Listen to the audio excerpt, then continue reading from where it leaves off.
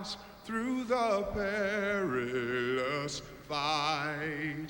O'er the ramparts we watched were so gallantly streaming, and the rockets' red glare, the bombs bursting in air, gave proof through the night that our flag was still there. Oh, say does that star-spangled banner yet wave o'er the land of the free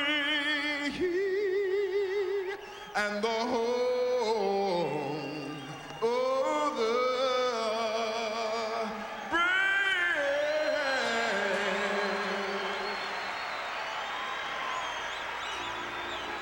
Tony Harrington with a blues version of the national anthem as we get set for the start of tonight's game. You look at the officials working the game tonight. That is Terry Gregson, the referee. They had listed Andy Van Helleman, but it is Terry Gregson, Ron Finn, and Mark Perry are the linesmen working the game tonight. As we mentioned at the top of the show, Sam St. Laurent making his second start, but his fourth appearance for Detroit this year. He has relieved Glenn Hanlon late in the third period of the last two games. His only complete game was that tie in St. Louis a week ago Thursday night. Second appearance of his career against the Whalers. He lost in here 2-1 in overtime. Last season, Mike Liut, not Mike Liut-like numbers. You see that 5-13-1 record. Here's Paul McLean now with the first chance of the hockey game. Backhands it across the crease. Comes up the boards, and it's cleared by Tippett center ice. We'll get to the scratches again in a moment. We mentioned them at the top of the telecast. The Wings have several changes. Here's a steal. Quick shot on Liut. He makes a save on Gallant as he was checked there at the side of the net by number 7, Brian Lawton, one of the new members of the Hartford Whalers. Veteran Mike Liut, in his 12th season in the National Hockey League, of course, has been an outstanding goaltender for most of that career, but he has struggled here lately. And Sidorkiewicz has basically taken over the #1 job. He'll back up Liut tonight. Of course, the Whalers got by Chason. The Whalers, of course, got rid of or traded Steve Weeks. And Sidorkiewicz came in and has done a great job. You know, last year, Mick, we were saying it was just about a year ago to the day. It was actually on December 27th last year after a loss in Pittsburgh. 4 players up from Adirondack. Here's Brian Lawton. Good play by O'Connell to tie him up, but a chance at the side of the net. St. Laurent made the save. Good bid in front of the net for Scott Young. St. Laurent handles it again, and it's taken by O'Connell. Sammy just held his ground. Young didn't have anywhere to go with it. Bad angle, and he hit St. Laurent with a puck. Just to finish that thought, the Wings lost that game in Minnesota that night with Brent Fedek and Dale Krentz, Steve Martinson in the lineup. But they went on to go unbeaten in their next 8 games. So the message from Demers and Devellano and company eventually did sink in. That's tipped ahead by Graves. He tipped it ahead from the Red Wing side of center ice, and so it will be icing as Sylvain Cote goes back to touch up. Early in the first period, no score. Do you have 2-pan pizzas for one low price? Oh, what do you see there? 2-pan pizzas. Well, then we have 2-pan pizzas. I see. Thank you. Do you have 2-pan pizzas for one low price? Well, what do you see there? 2-pan pizzas. Well, then we have 2-pan pizzas. I see. Thank you. To really see 2-pan pizzas, go to Little Caesars. You'll always get 2-pan pizzas for one low price.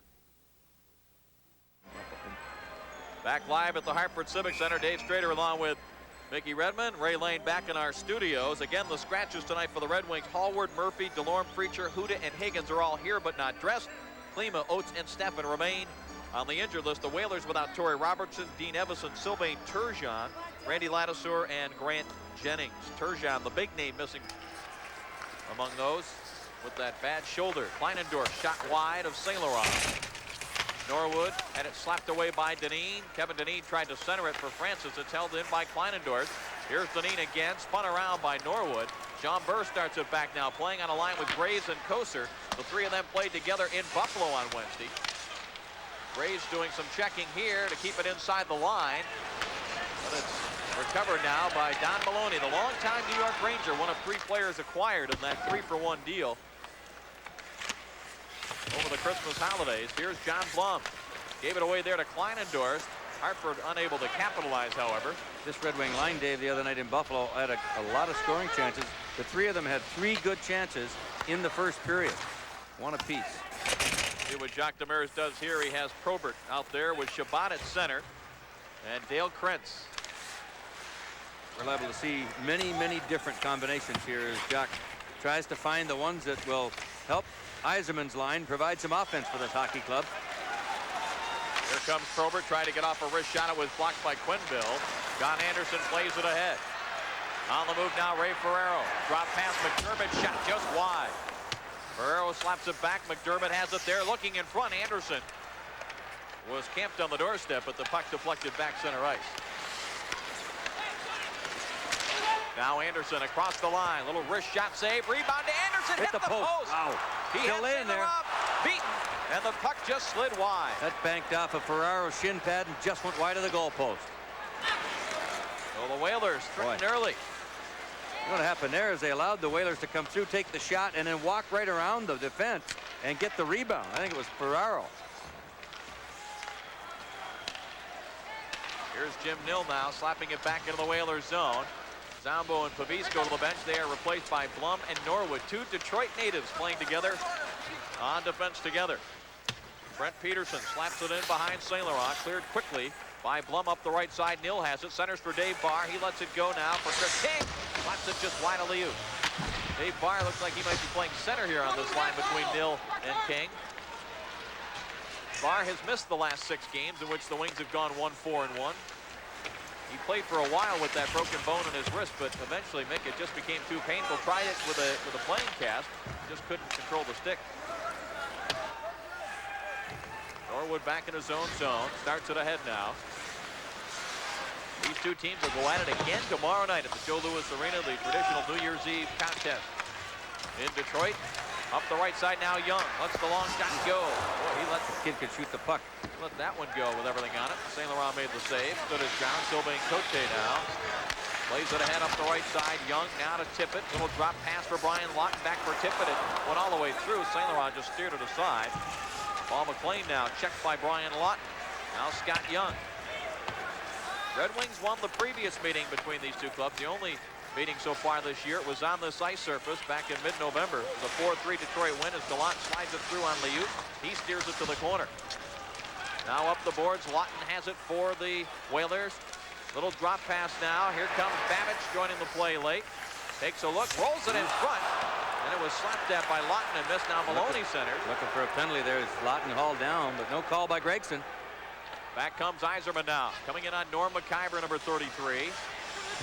Now McLean checked by Cote. The puck slapped away up the boards. O'Connell pinches in.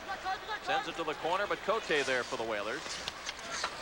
He hit the side of the net with his clearing attempt, but it bounces right to Lawton. Ahead now to Don Maloney. Maloney across the line, drops it for Deneen. Let's go. The rich shot, he scores! St. Laurent Missed it. Sammy missed it. got some of it, but not enough of it. It was glove side. And St. Laurent just miscued on it. Thought he had it in the trapper. It hit the bottom of the trapper and fell down into the net. Deneen just a razor, if you will. He didn't snap it, didn't slap it. He just raised it. Right there. An old-fashioned shovel shot, and St. Laurent just miscued on it. He shook his head, mad at himself, after he realized that thing had gone down into the net, and the Whalers take a 1-0 lead. Cote got 1 assist. Francis checked. Burr sends it back into the Whalers zone. Red Wings have been outshot 6-2 here in the early going. That's been a major problem for the Red Wings, Mick. They've been outshot 15 of the last 18 games. Deneen again. Slides it across. Big play there by John Blum, who went sliding into St. Laurent. Then the net came off the magnet, but a perhaps goal-saving play by Blum as he knocks the puck away into the corner. 1-0 Whalers lead. We'll be back. Football fans, get ready for the battle of the century as unbeaten Budweiser takes on undefeated Bud Light. It's Bud versus Bud Light in Bud Bowl 1. Pick up your official scorecard wherever you see this display. Bud, super idea. You see the neck on that guy? Use it to follow the action and you could win. So get ready, get set. On January 22nd, Bud Bowl 1. This time, it's for real. Don Maloney and Sylvain Cote got the assists on Kevin Dineen's 19th of the year as we look at it again, Mick. Well, this is that last play that Blum, I think, got a piece of it right there, yes. And a good defensive play to hustle back and then power it into St. Laurent and the net. But the Whalers, I was just going to say before the goal was scored, Dineen's a guy that plays very well and gets some production, especially against Detroit. He's a good, tough hockey player. Koser, long-range shot. Liut didn't see it, and a big play there by Quenneville. So the defense at both ends has come through with big plays to help out their goaltender. And now here's Babbage across the line, stripped away by Blum and taken by Norwood. Up the right side, Koser catches up to it, pushes it along the boards, goes to Burr, sends it back into the corner. Here's Koser behind the net now. Quenneville ties him up. Graves after the loose puck. Adam Graves trying to create something here now. Koser lets the shot go. It's blocked. Graves wheels and fires a big save by Liut. It's still loose. And Maloney steers it away. Bouncing puck. It comes to Dineen. Gregson saw the puck. That's why he didn't blow the whistle. There's an example of Rick Zombo one-on-one handling Dineen. But now Dineen behind the net. Tried to drag it out in front and forgot to bring the puck with him. Again, this line of Graves, Koser, and Burr get some scoring chances. Zombo sends it in behind Liut. Sylvain Cote to the line. Probert deflects it, but it was offside. Whalers bring it back. Ferraro leading the rush. Drops it off. Here's Anderson into the slot. His shot did not get through. Bouncing puck. Quick chance. Cote and a save. St. Laurent. Big save there by St. Laurent. Boy, he was quick with the pad. Here comes Krentz now ahead for Shabbat. The pass out of his reach. And Kleinendorf knocks it back center ice. But she's opened up now. Action moving up and down the ice is right. Here is Probert now. Backhand pass was blocked. Probert catches up to it again. Now Shabbat slaps it to the boards. Whalers looking to clear. And it comes out center ice. That'll be a two-line pass. A whole lot more enthusiasm here tonight in this hockey game than we saw in Buffalo the other night. But the Whalers lead it early 1-0. Your Auto Value Parts Circular. I need this. I need this. Has what you're looking for. Old soldiers never die, but neglected batteries do. That's why I feel better with a Delco battery under the hood. Sealed tight, maintenance free, with plenty of startup power to handle cold mountain weekends. Get your AC Delco battery at these Auto Value stores: Nevada Auto Parts in East Detroit, R&P Discount Auto Parts in Berkeley, or Speedy Auto Parts in Livonia.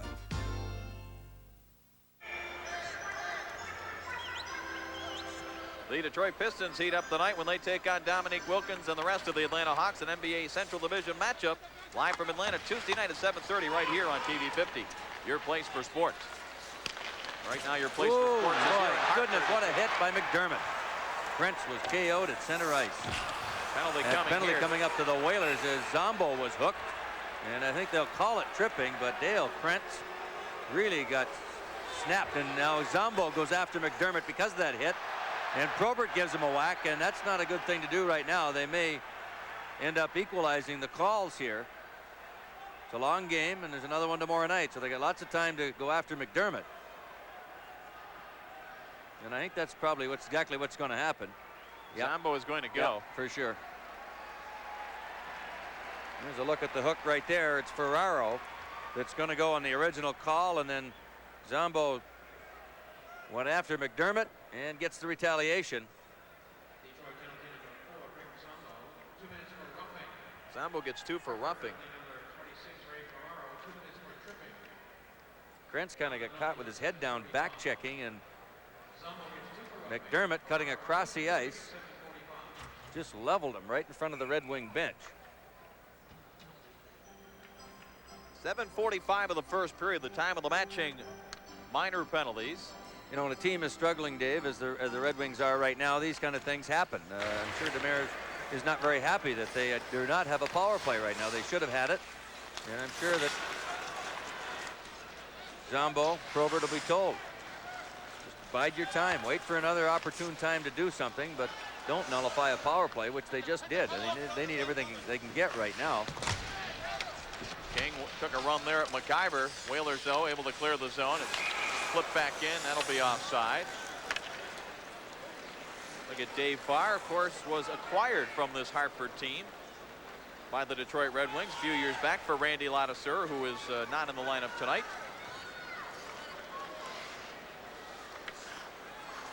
Face off just outside the Hartford zone. Yzerman won it back for Chason. He plays it off the boards in behind Liut. Taken now by Babbage. Young flips it ahead. Lott could not control. Back the other way now. That'll be offside as Barr came across the line and teammate was trapped in there. Dave Barr this year off to a very, very good start. Before some of the bumps and bruises took hold.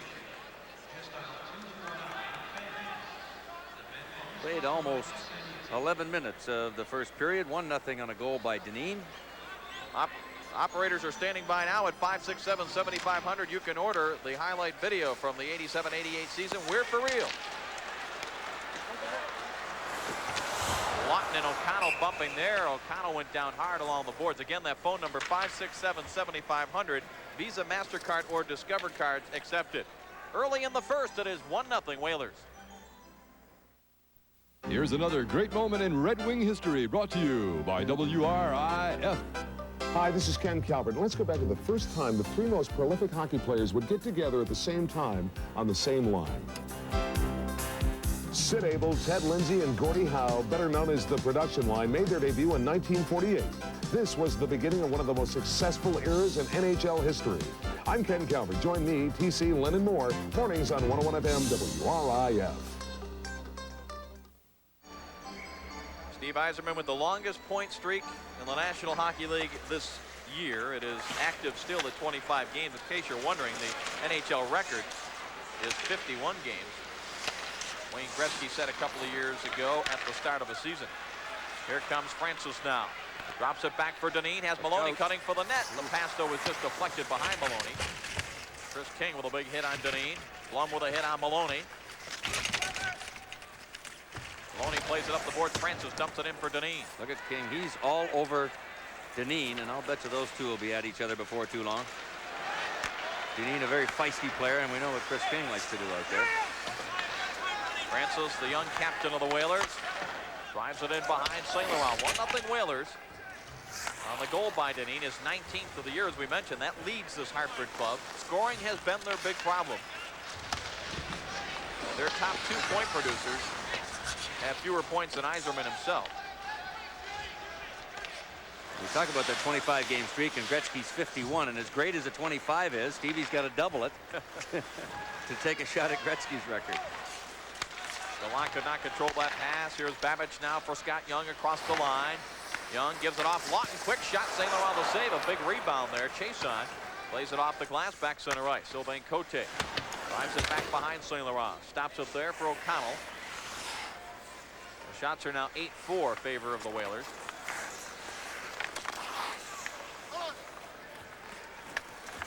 O'Connell lets Chason cross. O'Connell still back behind his own net. And that's a move that Gregson's going to blow him down.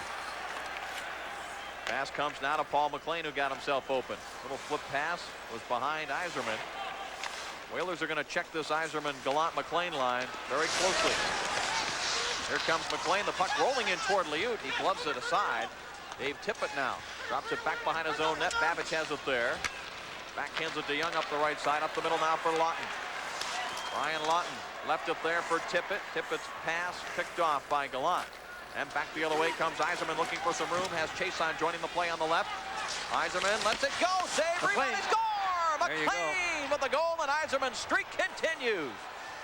Nice play by Yzerman as the Whaler defense dropped back in front of Mike Liut, but what caused them to do that was Chason coming late on the left side and McLean on the right side, so they couldn't stand up with Yzerman, or he's going to give it to Chason. There you see Chason there, and even though he didn't get involved in the play, he was a key guy that forced that Whaler defense to back in front of Liut.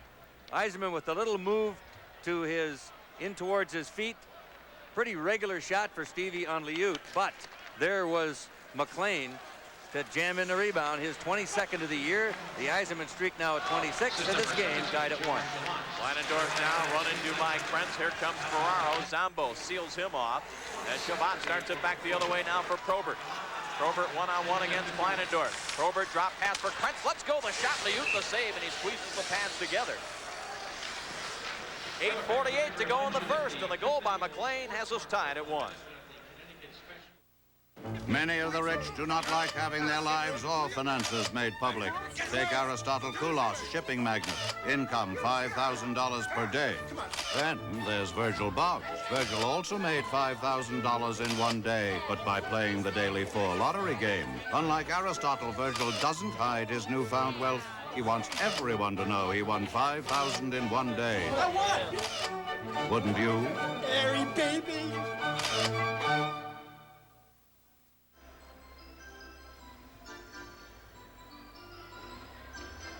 Back live at the Hartford Civic Center. Last TV 50 telecast here of 1988 as we take a look at that last Red Wing chance. A pretty good snapshot here by Krentz. Yep, good snapper. Little wrist shot, no time, and Liut just covered up. But Probert looks like he's jumping a lot better than he has. Here's a chance for Probert, and Liut makes a big save. A nice setup by Shabbat. Probert in the corner. Now behind the net. Kleinendorf's trying to tie him up. Here comes Shabbat for the loose puck. Back for Probert. He still has the headlock on Kleinendorf. Whalers looking to come out, and they finally do. Anderson goes rink wide now for McIver. He had to slow down to get it. He'll be checked by Pavis. And it comes up the right side. Krentz has it there. Leaves it for Shabbat. Shabbat was checked. John Anderson now. Backhands it for Ferraro, number 26, across the Detroit line. Sends it in front, deflected, saves St. Laurent, and he'll hang on as Probert had a hold of his man, John Anderson. He did a good job, Probert did. He saw, and Anderson was with good set of wheels. After he made the play over to Ferraro, he jumped into the hole, which would be in the top side of your television set right about now, and the deflection there as Pavis covers up, and there's Probert right with Anderson. So no rebound for the Whalers. And St. Laurent covers up, but Bob Probert, the last couple of shifts, Dave, jumping very, very well, and that's the kind of Probert that we're used to seeing in the past. Be sure to tune in to TV 50 Monday night at 8 for the wonderfully bizarre comedy about a man whose quiet life is shattered by a computer error. Robert De Niro stars in Brazil. Monday night's 8 o'clock movie right here on WKBD TV 50. That wasn't a computer error from the IRS or something. No. Those are the kind you don't want, unless it's in your favor. How often does that happen? Not very often. Yeah, right. See those letters in the mailbox and your heart goes right into your stomach. Something tells me you've gotten one of them. Here comes Maloney now, tried to play it off the boards. He was taken into the boards himself by Blum. Now Norwood drives Francis into the boards. Crowd calling for a holding penalty. Sean Berg comes up with a loose puck, just finds an opening and flips it right back into the Hartford zone. 1-1 our score. Kevin Dineen for the Whalers, Paul McLean for the Red Wings. McLean assisted by Eiserman and Gallant. Here is Francis across the line. Coach. Nice move on Blum, but never got the shot away. Fanned on it. Dineen rides Blum into the boards, kicks the puck loose. Maloney now in deep. Not a good play there as Koser picked up his point man and intercepted the pass. Koser going to try to go wide here on Cote. Takes it in behind the net, rolls it right in front. A chance, and that was Burr that took a swipe at it. Now Burr and Dineen will collide heavily. Puck is held in by Chason, but the Whalers, Quinville will take it right back through center ice. Rolls it in wide of St. Laurent. Chason looks ahead. Graves now on the left side. He is checked by Hull. New line out there now for the Whalers. This is Hull. Now it goes to the corner. Barr able to tip it ahead. Adam Graves is there trying to push it ahead for Dave Barr. Barr backhands it. Hit the linesman. That should be offside, and the call is made. 6:18 to go in the first. Wings and the Whalers tied at 1.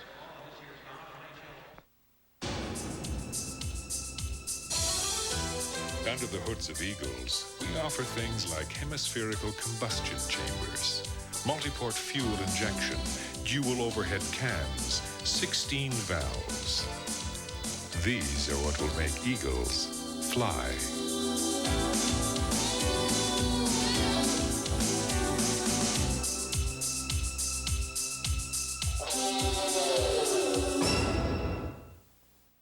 A reminder that you're watching Red Wing hockey here on WKBD TV 50, your place for sports. Dave Strader along with Mickey Redmond, Ray Lane back in our studios. Ray will be along with highlights of this game. Another action around the National Hockey League tonight. A very light schedule, I might add. Tom Martin now for the Whalers, throws it across the Detroit zone. Pavis is there. Hull steps into him, but the pass went to Zambo. Now it deflects right back at St. Laurent. He has to be alert to cover that one up. Light schedule tonight, yes, but heavy tomorrow on a New Year's Eve. 9 games tomorrow night in the National Hockey League. Of course, the Wings will be home to Hartford. 7:30 again, I believe. 7:30 start. First 20,000 fans tomorrow will receive a free team poster, full color. Always a big item. Yzerman to take the draw here. Wins it cleanly from Brent Peterson, a former Red Wing draft pick. Up the right side now for Nil. To Yzerman at center ice. Drives it across the Whalers zone. Dave Barr gets in there first. Barr looking in front for Nil. He was spun around. Puck comes off the boards. Whalers able to clear. Barr back to control. Ahead for Nil. Drops it back now. Wings controlling. Goes to Pavis. Off the boards for Chris King. He's bumped by Jody Hall, but he's able to clear the zone. Whalers back the other way. Zambo plays it ahead for Nil. And McIver just plays it back into the Detroit zone. Pavis has it there. Out to center ice for King. He was tripped up there by Lawton in front of the referee, Gregson. And then it goes to Quenneville, number 3 for the Whalers. 1-1 our score. Approaching 5 minutes remaining here in the first period. Scott Young across the line, lets the bullet shot go off the glove of St. Laurent. He pokes it to the corner. Ryan Lawton checked over there by Yzerman. Now King gets some help from Yzerman. Yzerman flips it out center ice, and Nil was checked there by Tippett, who drops it back. Klein endorsed now for the Whalers. He lost it. Yzerman trying to make the Whalers pay for that, but there's 4 white jerseys around Yzerman. Quenneville center ice now. Lawton takes a look. Tippett has it across the line. He'll just backhand it in behind St. Laurent. Paul McLean trying to screen Lawton off the puck. Jason cleared it across. Up the middle for Yzerman. He's past the defense, coming in on Liut. He scores! Steve Yzerman, number 36. And it's a 2-1 Red Wing lead. You see where he went on that one? Top shelf, just next to Liut's catching arm. Yzerman darts up the middle, takes a pass from the left side, and watch him just snap this thing high inside the goalpost. Look at that one. Actually went off of the top of Liut's trapper. Up on the arm part. Just snapped it. Trying to get right up on the top shelf, and it went off the trapper and up underneath the bar. 2-1 Detroit. What a play by Chason, though. Cross ice to Gallant. And then he found Yzerman up the middle. Chason just drilled it backhand from the far boards straight across to Gallant. And it's 2-1. Center ice, here's Gallant again. He drives it in off the end boards. Taken by Babbage. Yzerman watching him. Anderson just deflects it now to Ferraro. Ferraro through center ice across the line. Little drop pass. Cote's shot was deflected wide of St. Laurent. Comes up the boards. McLean has it there. McLean looking ahead. That play is offside. Delayed call here.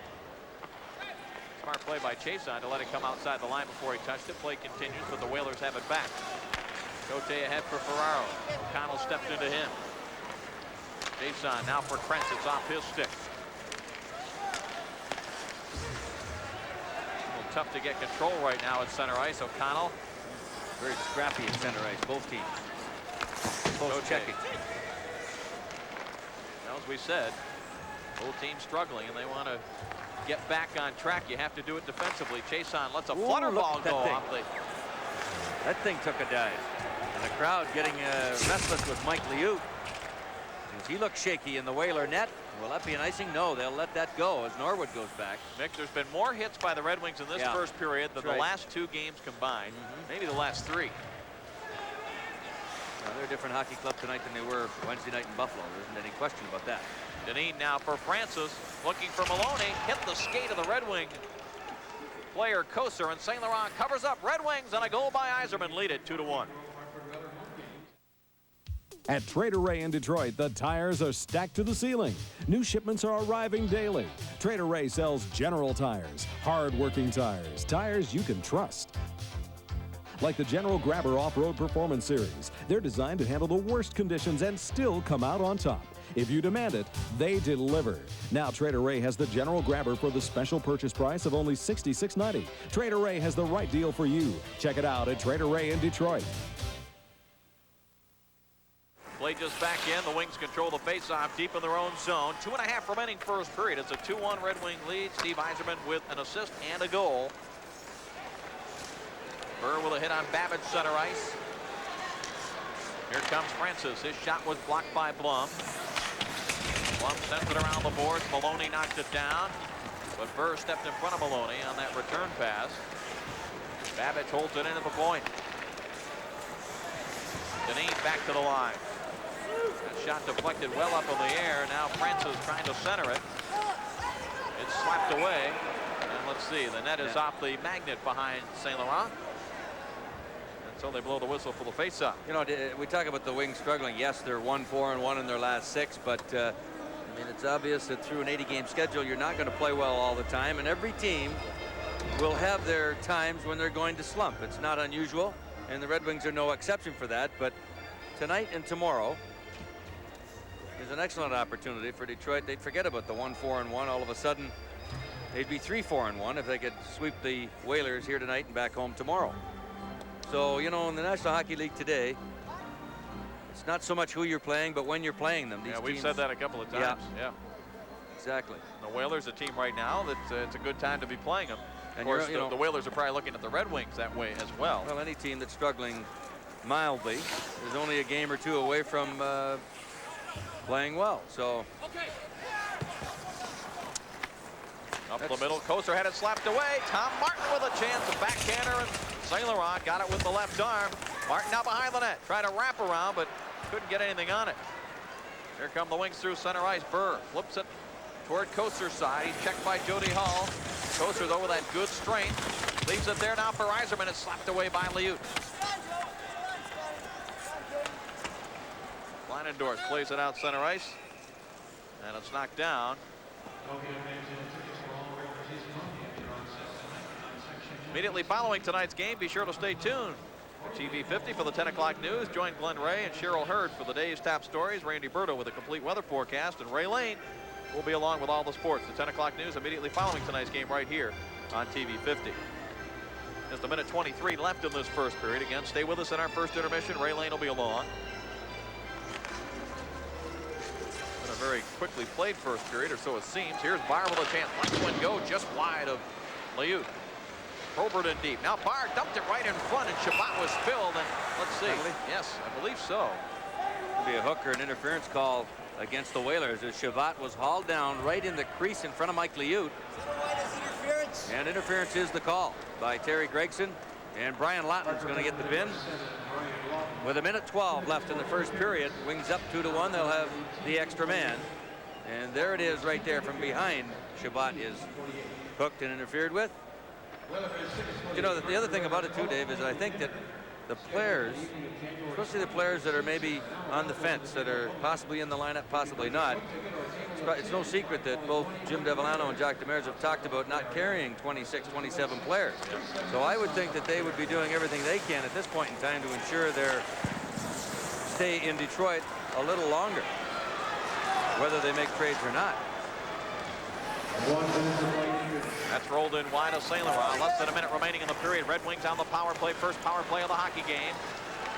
Yzerman ahead for McLean. He'll go wide on Babbage. McLean takes it behind Liut. Tried to stuff it in. It's in. No, it isn't. It's on the side of the net. Hit the side of the net. I thought that was in behind him. Now Babbage hooked by Gallant. Able to work it out center ice. McLean does that so often and so well. He gets as much strength on that shot, I think, as anybody does. Coming around the net.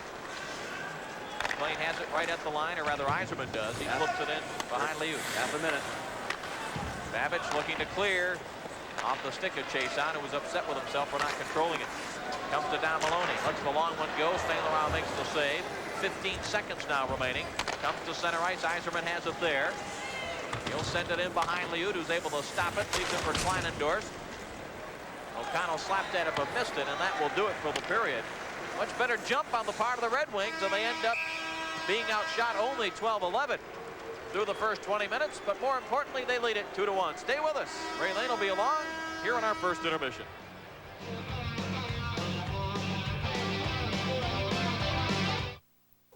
Family, friends, and the comfort of York's new Stellar Plus high-efficiency gas furnace with a lifetime plus warranty.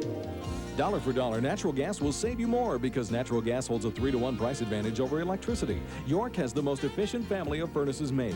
Ask about the through-the-wall units by Suburban.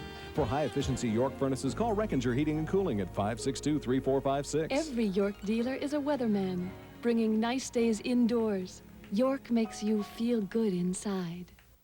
For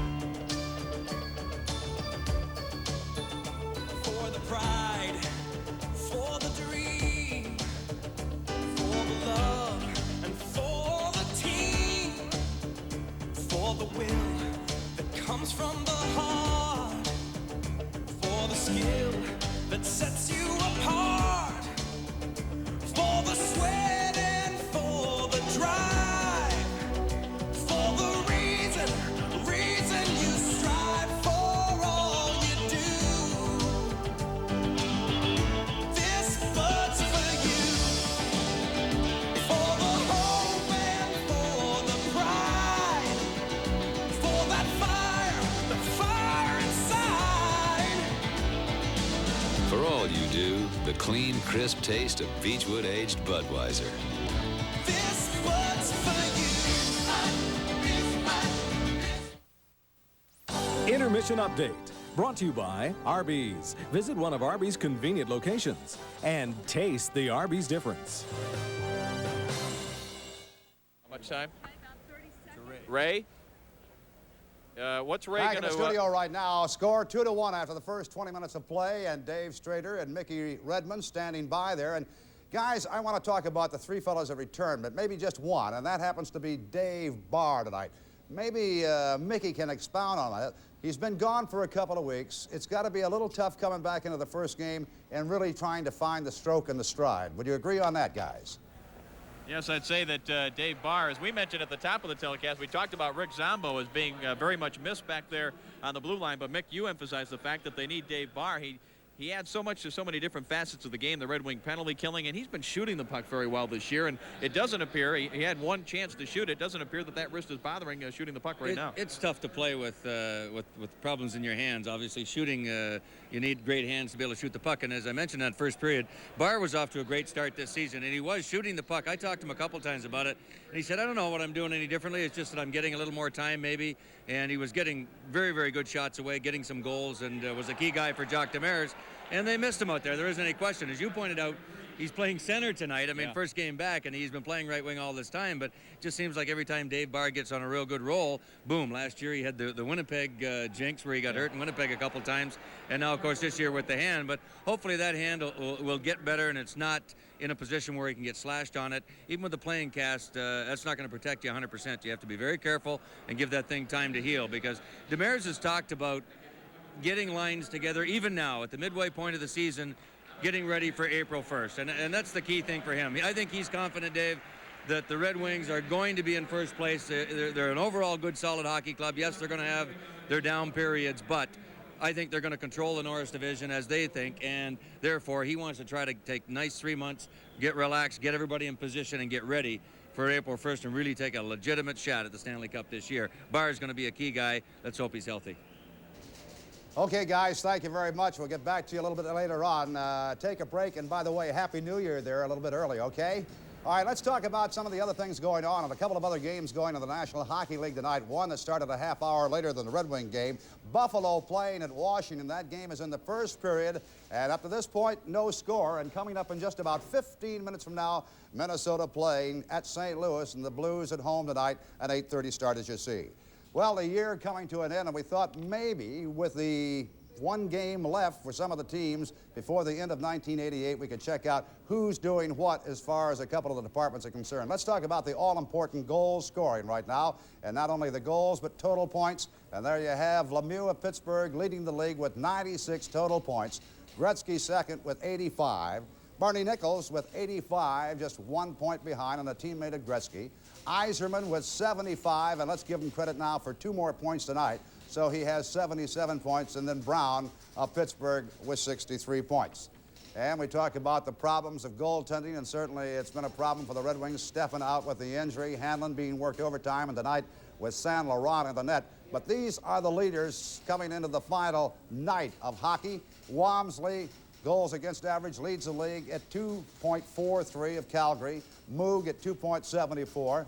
Patrick Roy of Montreal at 2.76. Weeks at 2.79. And Vernon, the teammate of Walmsley, right in the top 5 with that average goals against 2.90. Speaking of goaltenders, one of the fellows that certainly the Red Wings have been missing is the netminder Greg Stephan. And we talked to Greg just a couple of days ago about slumps, individual slumps for players, netminders, and the team as well. And he had some interesting comments about getting over that slump hump. Everybody goes through slumps every year also. I think when you do go through it, I think the most important thing is to just keep working hard and trying to stay positive. You know, you can say to stay positive, you definitely do get down after a few bad games or after a couple of games where you don't think you play quite as well as you're capable of. The main thing is to realize that you are going to go through a couple of bad games, and if you realize that, you won't get down for a long period of time, and that's the most important thing, is not to stay down there for a long period of time. And when also, on the other hand, is not to stay up there too high. When you are going, you just kind of keep a medium. Recently, Pittsburgh was playing the Chicago Blackhawks. A guy by the name of Darren Pang was in the nets. 2 shots on goal, 2-0 Pittsburgh, minute and 28 into the game, and they yanked him out of the game. What would have been your reaction had you been that goaltender? Oh, definitely you would have been disappointed. I think, yeah, it depends on the goals, too. If there's 2 breakaways, what can you do? One was breakaway. One was a breakaway.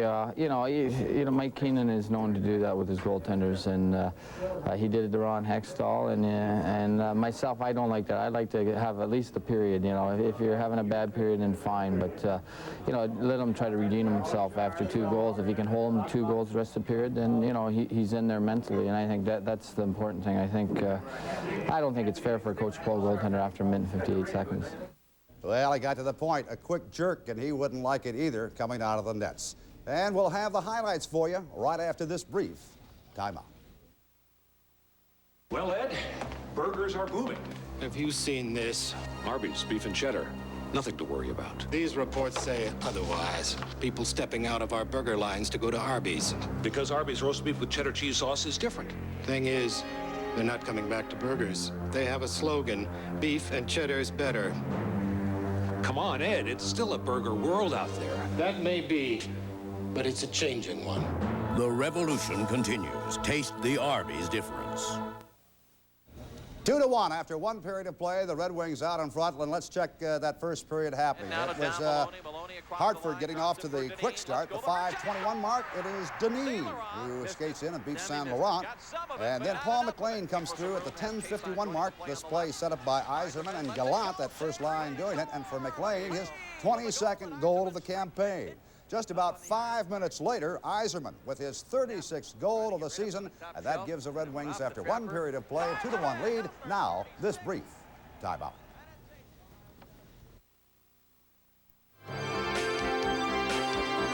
You're watching Red Wing Hockey on WKBB TV 50.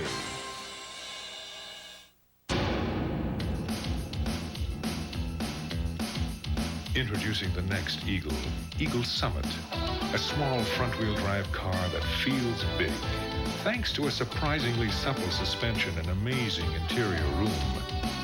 But when you add Summit's optional 16-valve dual overhead cam engine, it gets small again. Introductory offer. Get $500 factory cash back on any 1989 Summit. A cellular phone is an indispensable business tool. And sometimes It's simply indispensable. You can rely on Cellular One service, and you can depend on Cellular One cellular phones. I called road service. Be there in 20 minutes. Call Cellular One today. The folks from Beyond Tomorrow just sent me a new aquatic vehicle to test. Wait till my little buddy sees me in my own hydrofoil. No, McCain, forget it. I saw this little gizmo on Beyond Tomorrow. It takes all the pain away. Drill, baby, drill. I'm saying goodbye to detergent forever. Goodbye! This wash machine cleans clothes using sound waves. Oh, I saw it on Beyond Tomorrow. It's okay, I'm heading to the neighborhood watch. See, Beyond Tomorrow sent me these hearing binoculars. So if you'll excuse me, I'm on duty. Beyond Tomorrow says this machine's about to revolutionize the biking world. It's so easy to handle, even a monkey could ride it. Bueno, un día tan frío como este, pues cómo me gustaría que todo el mundo tuviera un aparatito como este, que le aprietas al botón, ups, y el carro se calienta. Thank you, Beyond Tomorrow. See the products that will soon be changing your life. Beyond Tomorrow. Saturday night at 9 on WKBD TV 50. Back in the Hartford Civic Center where the Red Wings have a 2-1 lead at the end of the first period. And Mick, I know something that we wanted to talk about. When the Wings were going well, we talked a lot about the transition game. And you look at teams like the Edmonton Oilers and even the Quebec Nordiques when they were going well. The transition game really starts with the blue line. You got to have the players that started back at the blue line moving ahead to the forward. Steve Chason's a key guy, and he played a big part in both goals. He really did, and that's the thing that I think we're noticing about the Detroit defenseman this year, especially Chason. He has played so well, and in that first goal by McLean, he just forced the Whaler defense. They had to collapse back in, because if they didn't, Yzerman could have dumped it off to Chason or McLean on the other side. As a result, they went back to cover the pass, and Yzerman, of course, you give him that kind of room, and he'll burn you, and he did there with McLean popping in the rebound. But he made a great play across the ice on the second goal to Gallant as well. But, you know, any of the good hockey clubs, you look at McInnes over in Calgary and Robinson and Swoboda and Green in Montreal, and these guys, they're all jumping into the play, helping the offense out, starting the plays out, and following it up. Boston Bruins with Ray Bourque when he's healthy. That's a key, and we're seeing it's kind of interesting to watch the Red Wings develop, and we're seeing bits and pieces of that come through now, you know, with Sharples when he's in the lineup, but especially Chason. He's doing it so well, and he's been a standout every game he's played when he's back. Of course, it helps, too, because everybody's jumping tonight. The forwards are looking for the pass, so it makes a big difference the way the Wings are playing tonight. Now it's time for one of our regular features here on Red Wing Hockey. Our player of tomorrow. This evening, we'll take a look at a youngster by the name of Jamie Allen. Player of Tomorrow, brought to you by Little Caesars, where you always get 2 great pizzas for 1 low price. Tonight's Little Caesars Player of Tomorrow is Jamie Allen. Jamie currently plays left wing for his Little Caesars Bantam Minor AAA travel team. Well, when I was young, I used to watch my dad play hockey, and he decided to put me into hockey too. And I liked it, and I decided to go further on it.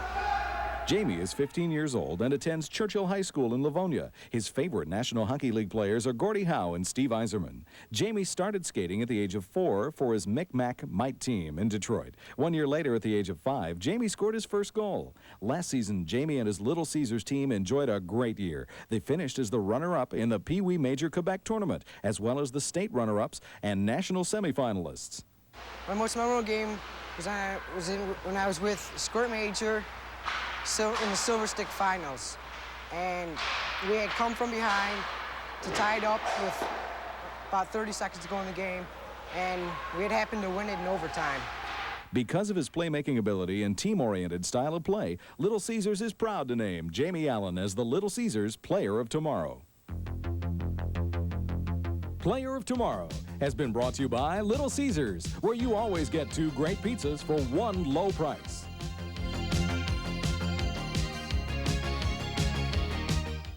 May I point out our special offer, 2 pizzas for the price of 1. Oh, thank you very much. Excuse me, your shoelace is untied.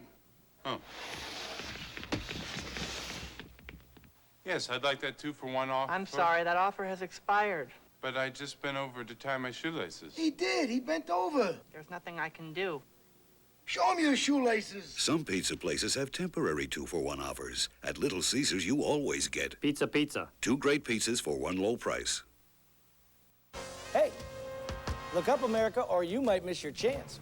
Your chance to save during your Jeep Eagle Dealers all-out clear-out sale. This week, and this week only, we're going all out to clear out stock. So, you could own a new Eagle Premier for just $59 a week, an Eagle Medallion for $45 a week, or a new Summit for just $39.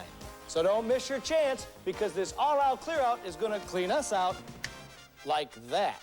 Hurry! Your Greater Detroit Jeep Eagle Dealers all-out clear-out ends Saturday. Monday through Friday at 7:30. Those fun-loving roommates are back. There's excitement, new fashion trends, wild parties. Hi. Romance. Not sleepy. That's the best time to come to bed. Jack, shouldn't we be cooking? That's what I say. Three's Company returns Monday night at 7:30 on WKBD TV 50.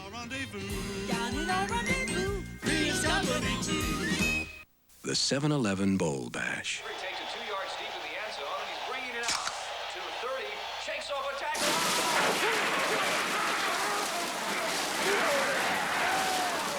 tackle. In case unexpected guests drop by, stock up and save on all your beer and all your soda at the 7-Eleven Bowl Bash.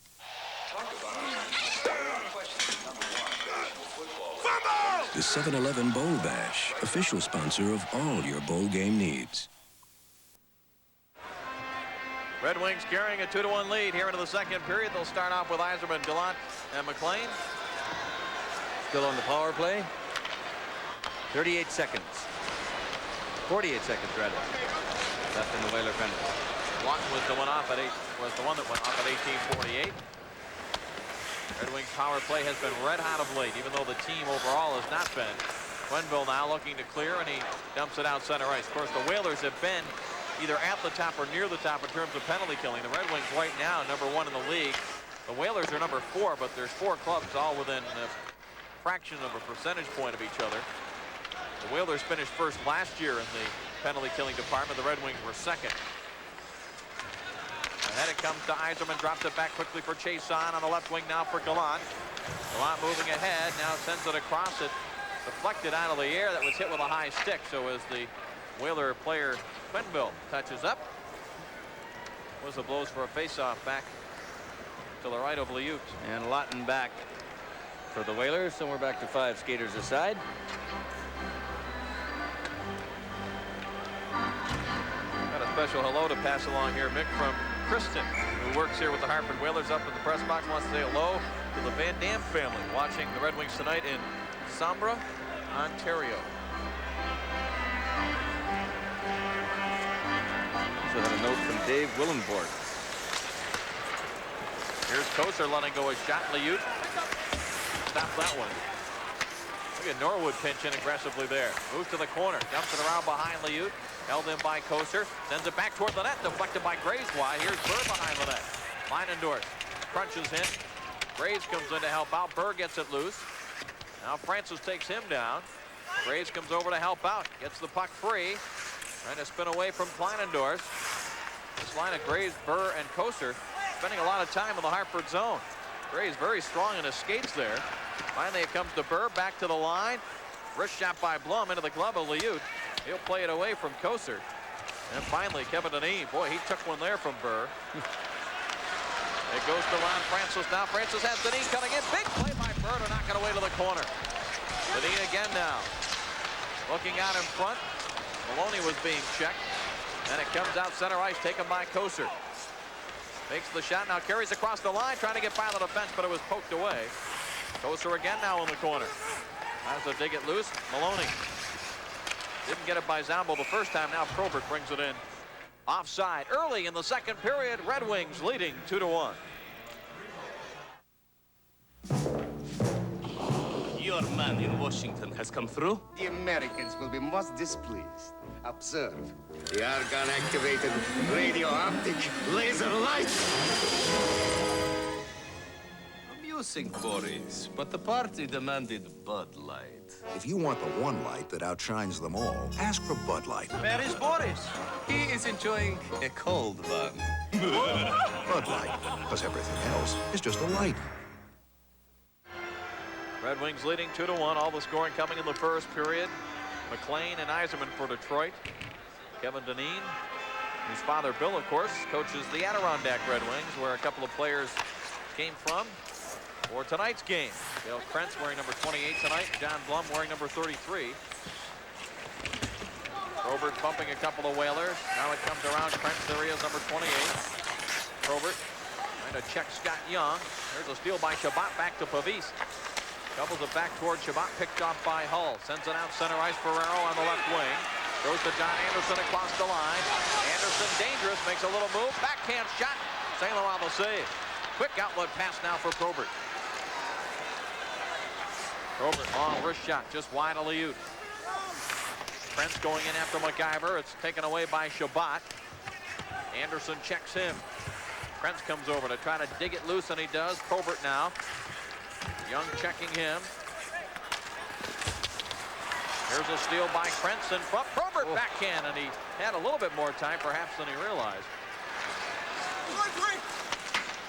Ferraro plays it ahead now. Jody Hull in front for Anderson. One-handed. Good save, St. Laurent there. Anderson made it a dangerous play, although he only had one hand on the stick. Ferraro back to the line. Babbitt wrist shot deflected out of midair by Hull, but he deflected it right over the glass out of play. I mentioned, Dave, I got a note from Dan Willenborg. Wanted to send his best wishes to Chris Nowak and probably his father, Dan Willenborg, back in Dearborn. Now living in the Hartford area. And there's that last opportunity by Anderson. Sharp by St. Laurent to get across there quickly. To cover the one-hander from the former Toronto Maple Leaf. Anderson now in his 12th year as a professional. Drafted way back in '77. First round choice by the Leafs. McDermott broken up there by King. Back at center ice. Babbitt sends it across. Pembo got a piece of it. Recovered by Nil. Drops it back. Chason sends it deep into the Hartford zone. Quenneville is there. Drops it back for Babbitt. Babbitt's number 44. Out to the line. Nil decides to drop it back to O'Connell on the defense. Teamed up with Chason. Quenneville now to Babbitt again. Up the middle. Whalers cannot control. O'Connell pushes it back into the Hartford zone. Cross ice for King. King defended well there. And it's picked up by Lawton as he was run into by Chris King in the open ice. Now here comes Babbitt joining the rush. He was just checked there, and it's cleared by Barr. Hill trying to get in around Quenneville, who dove along the ice to knock it away. And the Whalers clear up the middle. No icing here as it goes right at St. Laurent. Chase on to center ice. McLean tipped it there to Gallant, trying to get in around Cote. He is, and he shot it high. I think Deneen may have gotten a piece of that. Puck didn't seem to want to settle down either for Gallant. Had to shoot it quickly. Deneen made a good effort to get back there diving, and I think he got a piece of that shot by Gallant with his stick. Deflected it up over the net. Here's Deneen, long range shot, didn't miss by much as St. Laurent deflected it wide of that far post. Now it's cleared up the right side by Blum. This will be icing as Sylvain Cote back to touch it first. We've played 5 minutes here in the second period. Red Wings lead the Whalers 2-1.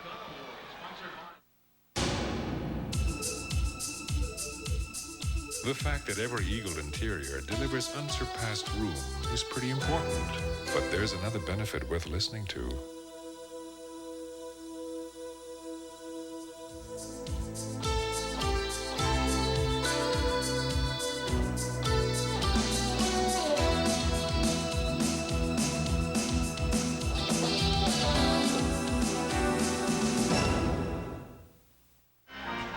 Is only 25 years old, but he's in his 8th year with the Hartford Whalers.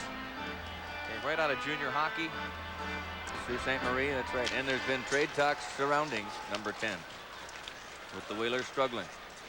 He's been the basis of this franchise.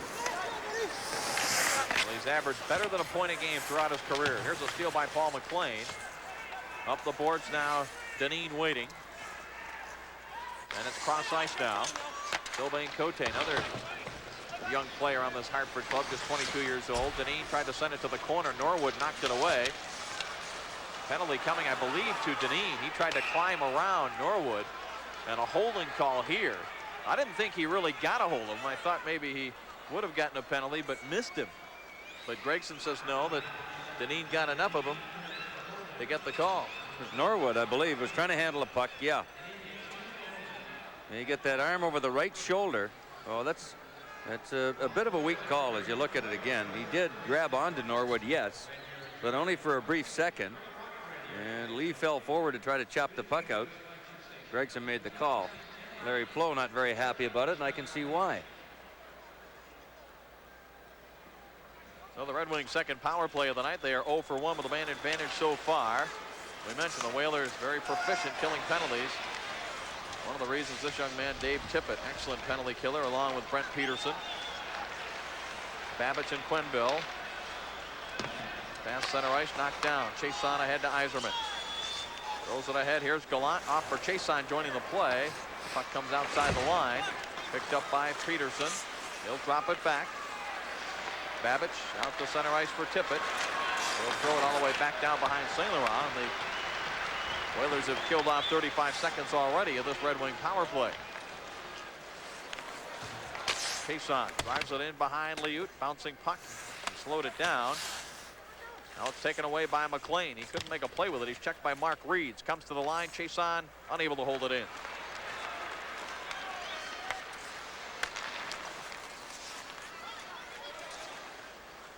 Yzerman tried to knock that down with a glove. He missed it. Quenneville sends it right back the other way. The argument the Whalers would use there is there's a lot more severe things going on out there than a bit of a grab by Dineen, but the way they kill penalties. Cote slapped at it, but it didn't get by Barr. Now Tippett, though, right there to knock it away from Yzerman. We're down to 37 seconds. Probert get whacked with the puck. He was just ready to jump on the ice with a line change, and not sure what he got hit with, whether it was a stick or a puck down there. Well, the Red Wings trying to score a power play here, and of course that would help our Power Play for Mercy Kids project. We're up to $774.13 pledge for every power play goal, a total of over 30,000. We're trying to get up to 1,000 per goal.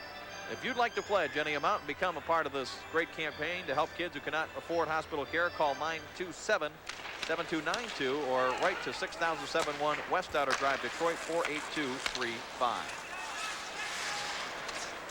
There's a line combination we have not seen before, I don't believe, all season. Barr, Probert, and Yzerman. Whalers able to clear it off the stick of Yzerman. He drops it back for Zombo. You call that one? No, I do not. It's a new one. Of course, there may not have been a game yet this year that Probert and Barr were both healthy or not suspended or nothing. One of the above. Right. 5 seconds left in this power play. Probert got a piece of it there for Barr. Coming out of the box is Dineen, but the Wings still have the play deep in the Hartford zone. Probert along the inboards. Yzerman wraps it out in front, tipped away by Liut. Rolls all the way through center ice and back into the Detroit zone. So the Whaler penalty killers prevail in that situation. Here's a steal by the Whalers. In front it comes. A chance for Reeds, and he misfired on it. Wow. And St. Laurent has it covered. 12:10 to go, second period. Red Wings hold their 2-1 lead. These boys aren't interested in furnaces, but you are. They don't know that the Lennox Pulse is up to 97% efficient. They don't know that Williams Refrigeration and Heating is the hottest Lennox dealer in town. One more thing. By the time these boys started heating up the NHL ice, your Lennox furnace would have paid for itself. For your Lennox Pulse, call Williams Refrigeration and Heating. Ask them about their $39.95 furnace inspection. Williams Refrigeration and Heating. Call 372-5500. Face-off upcoming to the right of Sam St. Laurent, who just had to be alert moments ago after a turnover by the Wings in their own zone. Zombo miscued on it in the corner, and it went right to the Whalers and across to Reeds. And look at all the Red Wings coming towards the puck the other way. And I think it was Zombo, believe it or not, got back across and just got a piece of Reeds to prevent him from getting a good scoring opportunity. Here's Ferraro now, across the line. That was crossed up by Chason. Trent sends it ahead for Shabbat. Shabbat across the line. Has Chason with him. Now in front for Krebs. Redirected and Liut the save. Nice play by Shabbat. Boy, I can't believe he got that through right out of the stick of Trent. Ferraro lets one go. That play offside. Crowd reacting because the light went on. Whistle had already gone.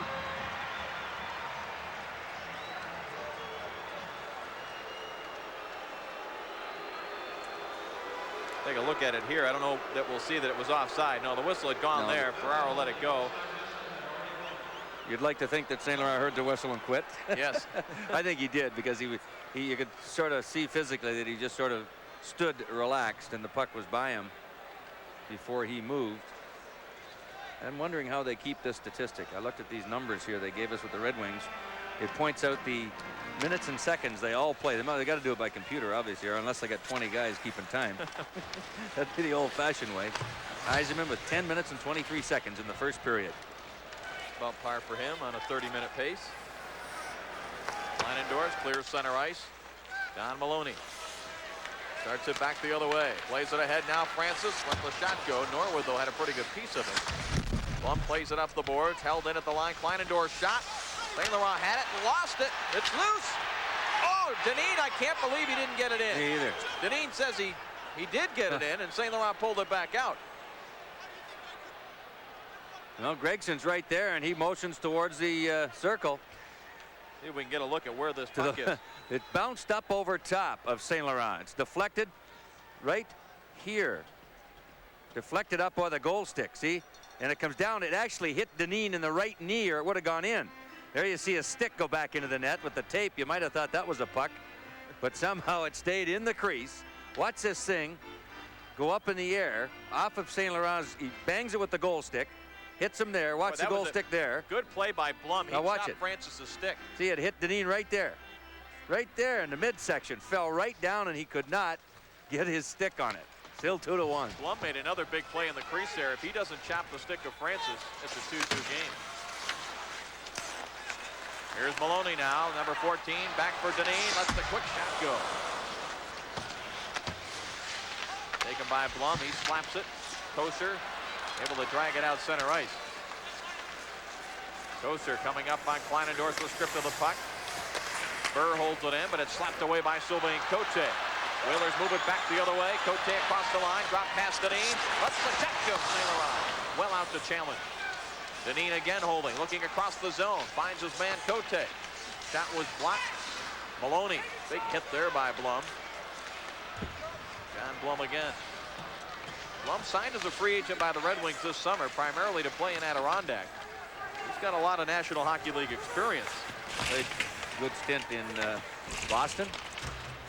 Played with Edmonton and Pittsburgh. Washington organizations as well. Ferraro fakes the shot, tries to move in. Stripped He's to the all puck. down. There's a bit of a makeup call there, I think, for the Dineen call. I mean, that puck has already gone into the corner. Zombo has Ferraro wrapped up, and they both go down, and Zombo will get the penalty box. So Gregson calling them right by the book pretty well here tonight. We'll take a break. 2-1 Detroit. Hello, Michigan. Is everyone ready for a celebration? Then come to McDonald's New Year's celebration, because hamburgers are just 49 cents. That's right, McDonald's hamburgers are 49 cents. People are making a lot of noise about it, and who can blame them? Hot off the grill hamburgers are just 49 cents. So ring in 89 at McDonald's with its classic New Year's celebration, just 49 cents. But hurry, Father Time is running out. Celebrate the new year with 49-cent hamburgers at McDonald's. Rick Zombo off for holding at 9:57.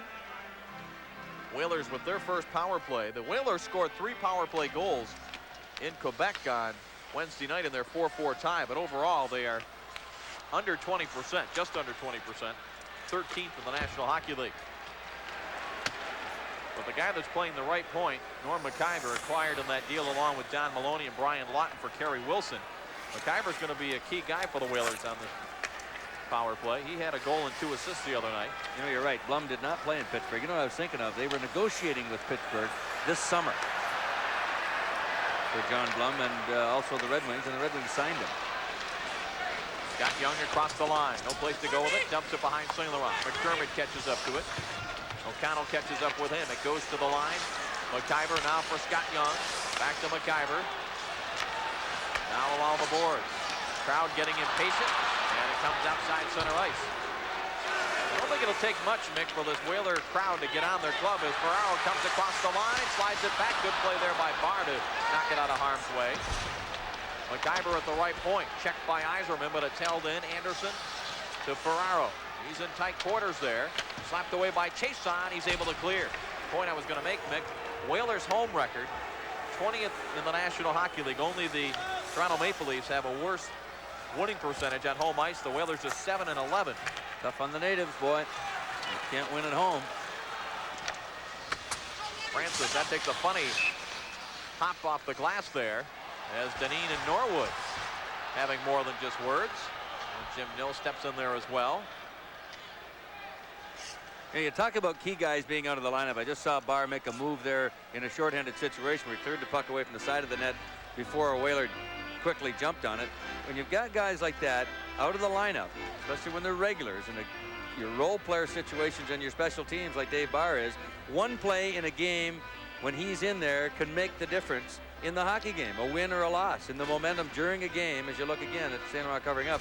But one little play, and it may not seem like a lot, but it can turn everything around in the opposite direction if it doesn't happen and if that person isn't there. So a lot of very circumstantial things happen with key players when they're in the lineup. And they just don't happen, obviously, when they're not. Makes a big difference. 30 seconds left in the Zombo penalty. 8.5 to go here in the second period. It's a 2-1 Red Wing lead. Glad you're with us here on a Friday night here on TV 50 as Shabbat clears it away. In case you've joined us late, again, the big changes in the lineup. The Red Wings sitting out Doug Hallward, Joe Murphy, Gilbert Delorme, Miroslav Preacher, Doug Huda, and Tim Higgins, all here in Hartford tonight. Dale Krentz, John Blum, recalled from Adirondack. Dave Barr, Rick Zombo, Jim Pavis, all returning from the injured list. Scott Young out near the blue line. Moves it to the circle. Deneen's pass did not get by O'Connell. It's knocked out center ice. Is it offside? No, he is onside. Zombo is in alone. Oh, Liut the save. Right at the goal line with the pad. Zombo made about 4 moves, and Liut just stayed with him all the way. That's the second time Zombo's broken in alone and has gone with the deke. Next time, maybe he'll just try to blast it up high, especially the way Liut looks vulnerable high. Of course, Yzerman can make anybody look vulnerable high. If he gets it up there on the backhand, it's in the net. Liut just laid down across the goal line. McLean centering pass was blocked. Here comes Deneen now. Whalers 3 across into the Detroit zone. Deneen peels back, waiting for a late man. Nobody coming. Now Deneen checked by Yzerman, and Pavis gives it back to the Red Wing captain. He has McLean on his right. Gallant coming up to join the play. Pass goes to Gallant. Lets it go, and a save Liut. Zombo holds it in. Back for Yzerman behind the net. McLean trying to run some interference. A pass intended there for Gallant did not get through, and the Whalers able to clear. It comes to Mark Reed. Rink wide now for Tippett. Back for Reed. Checked by Pavis. Couldn't get a shot away. Big play there by Zombo in traffic. That's exactly the kind of play where they miss Rick Zombo when he's out of the lineup. What the Wings are doing again tonight, though, that they were doing when they're winning games, they're helping each other out. Man takes the body, another man takes the puck. They're quick on the transition game, and they're getting the loose pucks instead of the opposition. Makes a big difference. Norwood ahead now for Shabbat. Shabbat plays it ahead for Krentz. Got a little speed around there, and as he went down, he got a shot away and then ran into that net behind Liut. But it popped off the magnet. 6:25 to go, second period. Red Wings leading 2-1. Family, friends, and the comfort of York's new Stellar Plus high-efficiency gas furnace with a lifetime plus warranty. Dollar for dollar, natural gas will save you more because natural gas holds a 3-to-1 price advantage over electricity. York has the most efficient family of furnaces made. Ask about the through-the-wall units by Suburban. For high-efficiency York furnaces, call Reckinger Heating and Cooling at 562-3456. Every York dealer is a weatherman, bringing nice days indoors. York makes you feel good inside. Dave Strader along with Mickey Redmond, Ray Lane back in our TV 50 studios. Wings and the Whalers. Second meeting of the year here in Hartford. They'll close out the season series with the second half of the home and home tomorrow night in Detroit. Look one more time at Krentz driving from his off wing. Got a bit of a chop at it. Missed the net though, and then banged into that goalpost, much like Yzerman did a year ago when he got injured. I'm looking at Zombo's time, 5:37. He did not play a whole lot. O'Connell and Chason both played over 8 minutes in that first period. St. Laurent steers it up the boards. Jody Hull, number 8 there for the Whalers, sends it back to the corner. Now Ferraro checked by Shabbat. Big hit there by Blum. Now Martin trying to come out with it. Blum ties him up, centering pass. Wings had everybody covered. Ferraro backhand on a save, St. Laurent. Shabbat plays it up the left wing side. Probert is there. Probert able to get it out center ice. Probert across the Hartford line. And the slap shot trickles wide. Krentz had it slapped away. Shabbat waiting there, holds it in. Sends it back for Krentz in the corner. Probert knocks it away from Young. Sends it out to Shabbat. It went off his stick. Jody Hull able to clear back the other way. The linesman falling down there. Hearing it from the crowd. Actually, Demers has had Krentz playing on the right side and Probert playing on the left side most of the time tonight. Francis across the line, checked by Pavis. Here comes McIver, dumps it right through the goal mouth. And it comes to Probert against center ice, waiting for some help. Probert tips it ahead. He's going to go in after it himself.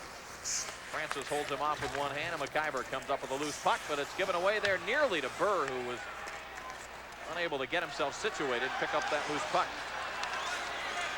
Francis drop pass, Babbitts lets it go. Never got through the crowd of legs in front. Now Deneen checked by Blum. Puck comes loose. Burr slaps at it just to get it by McIver and out to center ice. I was watching the play come through center ice, and Joe Tozer really... You're watching Deneen and Koser? Really working over Deneen there. He sure was. Here's Don Maloney now. The crafty veteran for many years with the New York Rangers. Sends it back. Here's Sylvain Cote. His shot did not get through. Right back up the middle. And McIver able to get there ahead of Burr. That's the way you've got to play a guy like Deneen. No, he's a good hockey player. Ryan Lawton lets one go. Sailor around the save along the ice. O'Connell comes up with a loose puck. O'Connell goes down. Checked by Lawton. Now the pass goes to McDermott out to the line. It got by Sylvain Cote. Whalers tried to set something up there. Liut plays it around the boards. McDermott crunched there by Graves. Then it comes back to Chason at the Detroit line across for O'Connell. Less than 4 minutes remaining now. Here in the second period as Graves jumps on the loose puck. He walks right in. Save, rebound. And Liut stops that one as well. Koser and Barr went crashing for the net. 3:42 to go second period. It's still Detroit 2, Hartford 1. Here in the photo department at Arbor Drugs, picture means better and it means bigger. When you bring your film in for processing, you get a lot more than standard color prints. You get larger size prints at no extra cost every day. And Arbor gives you 2 sets for the price of 1, overnight service, and the quality assurance of the Kodak Color Watch system. Plus, you can still earn points towards exciting gifts in the Picture Club. In the photo department at Arbor, bigger is better. Arbor, the drugstore with a difference. Back at the Hartford Civic Center, late second period. It's been a very cleanly played game, Mick. A lot of up and down, and not too many penalties to slow things down. Adam Graves on his off wing gets a couple of pops at Mike Liut. The save rebounder. Liut does give rebounds. That's the one weakness he has. And Graves, not much of an angle. All he can do is really try to stuff it back at the net. That one jumped a little bit, popped up into Liut's trapper. 2-1 Detroit. 3:35 to go second period. King knocks it away from McDermott, rolled it in front, hit the back of Barr's leg. There's no with a hit. Barr has it again for King. Quick shot, but he missed it wide of the net. Tippett trying to come up the boards, and he gets it out center ice. Pavis hustles back to get it. On the boards now. King just deflects it out center ice. Cote sends it back into the Red Wing zone. I know it's early, but I think the next goal in this game is going to be a key goal. Detroit can get up 3-1.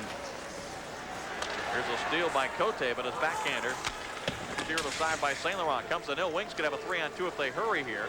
Up the middle for Barr. Has Nil on the right. Feeds it to him, and it just hopped over his stick. Dumps it right back out in front. Comes to Zombo. Zombo to the corner. Sends it to the side of the net. Liut just leaves it there for McDermott. He plays it around. Oh, there's an automatic. Nil's going to go, and here comes Liut if he realized it. Breaks him with the hand up, and St. Laurent will touch for the whistle as Jimmy Nil really ran into a Whaler behind Liut with the elbow up. And we'll be back with the Whaler power play. Do you have 2-pan pizzas for 1 low price? Oh, what do you see there? 2-pan pizzas. Well, then we have 2-pan pizzas. I see. Thank you. Do you have 2-pan pizzas for 1 low price? Oh, what do you see there? 2-pan pizzas. Well, then we have 2-pan pizzas. I see. Thank you. To really see 2-pan pizzas, go to Little Caesars. You'll always get 2-pan pizzas for 1 low price. Jim Nill off for elbowing at 17:21 of the second period, just the second Whaler power play. I mentioned not many penalties in the hockey game to this point. Red Wings leading 2-1 here. And a key time for the Red Wing penalty killers. Yzerman chasing Scott Young. Young goes to McIver. Norm McIver's pass broken up by Shabbat. Shabbat tried to drop it back, picked off by Deneen. Rolls it now to Francis. Tried to duck underneath Chason, who would have nothing to do with that. Ahead to Shabbat. He'll just dump it right in on Liut.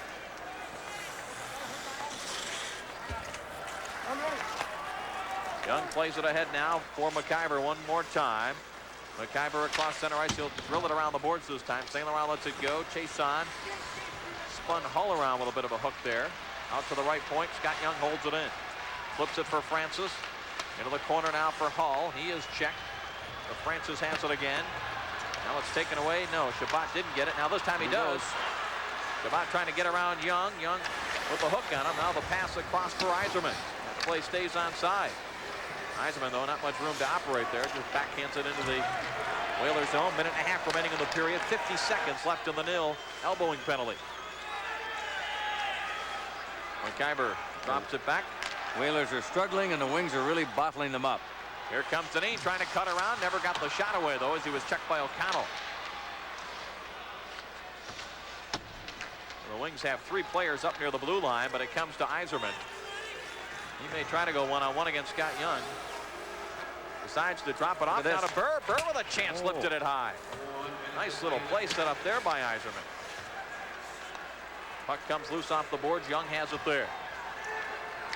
Young plays it up the left side. Ray Ferraro across the line. Just avoided Barr's check. 8 seconds left in the penalty. Centering pass picked off. Barr takes a look, decides to skate it ahead for John Burr. Burr, long shot, flutters up high on Liut. He makes the save. Nill is out of the box. Here's a steal at the blue line by Zombo, trying to create something with it in front for Barr. Just tipped away by Babbitt, still loose.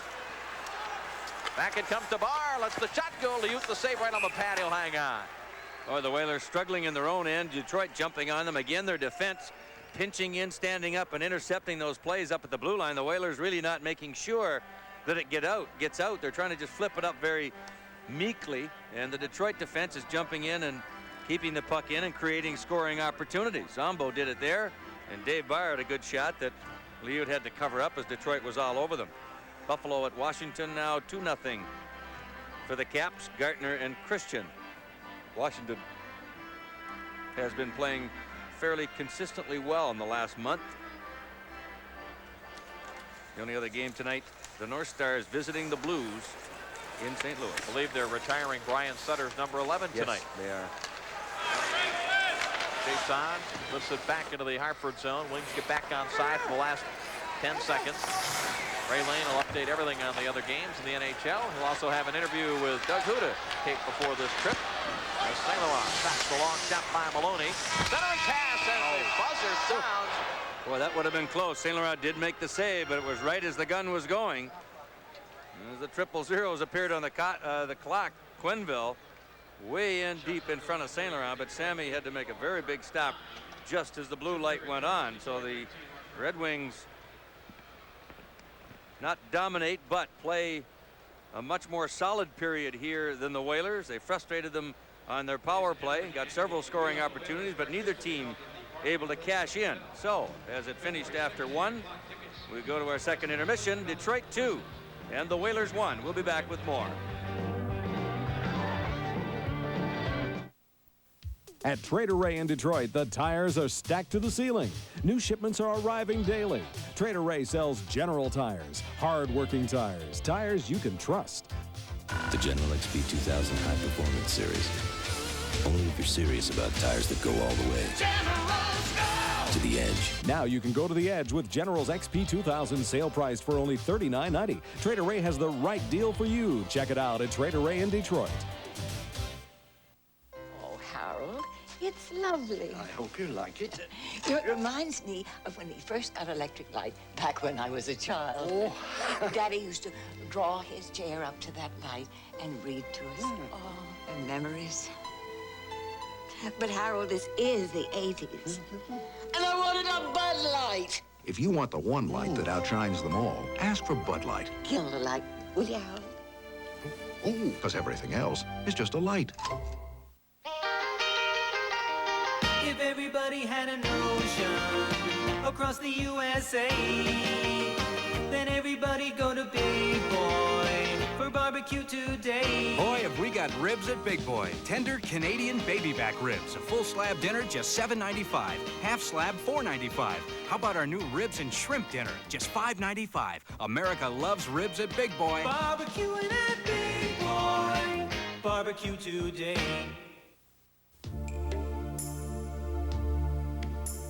The most powerful engine in its class. 4 doors, room for 5. Available 4-wheel anti-lock brakes. We've done our part in separating Jeep Cherokee from everything else. Now it's your turn.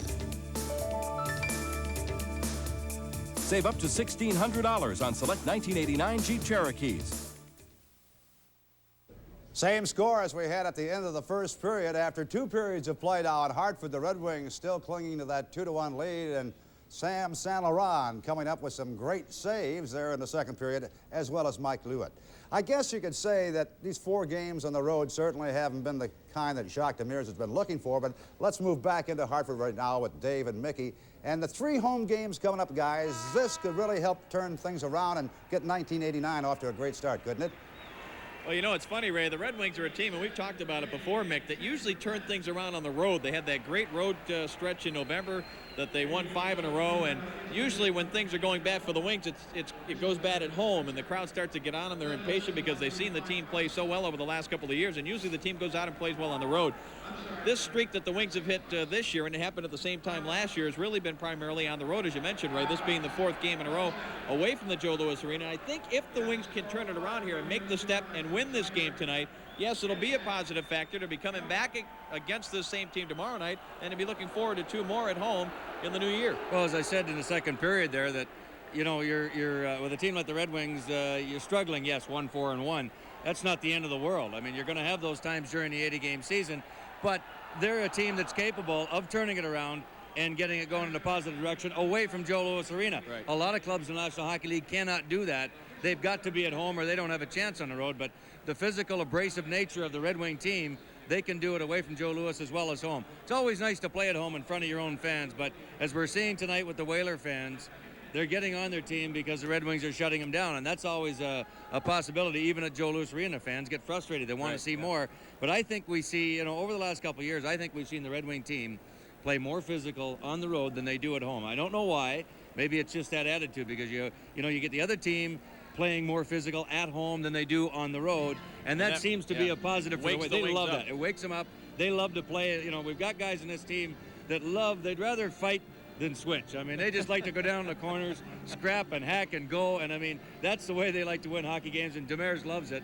And at home, the other teams aren't that physical, and the Wings kind of just sit back and try to play a different kind of game. So I think that's why they can win on the road, and that's a very big plus. Rather fight than switch. You just dated yourself. Those cigarette ads have been gone for a long, long time. We'll go back to Ray Lane, right? Okay, guys, thanks very much, and hopefully they're going to be switching not only at Hartford, right back in Joe Louis Arena again tomorrow night on New Year's Eve. A couple of scores we can check out besides the Red Wing game and Hartford game. Let's check those scores right now. After 1 period of play and getting all set for the second period, Washington leading Buffalo 2-0. Dave Christian with his 16th goal of the year. That was unassisted at 3:51 mark. Mike Gardner got his 11th goal of the year. That came at the 14:07 mark. Minnesota and St. Louis underway. First period, no score in that game.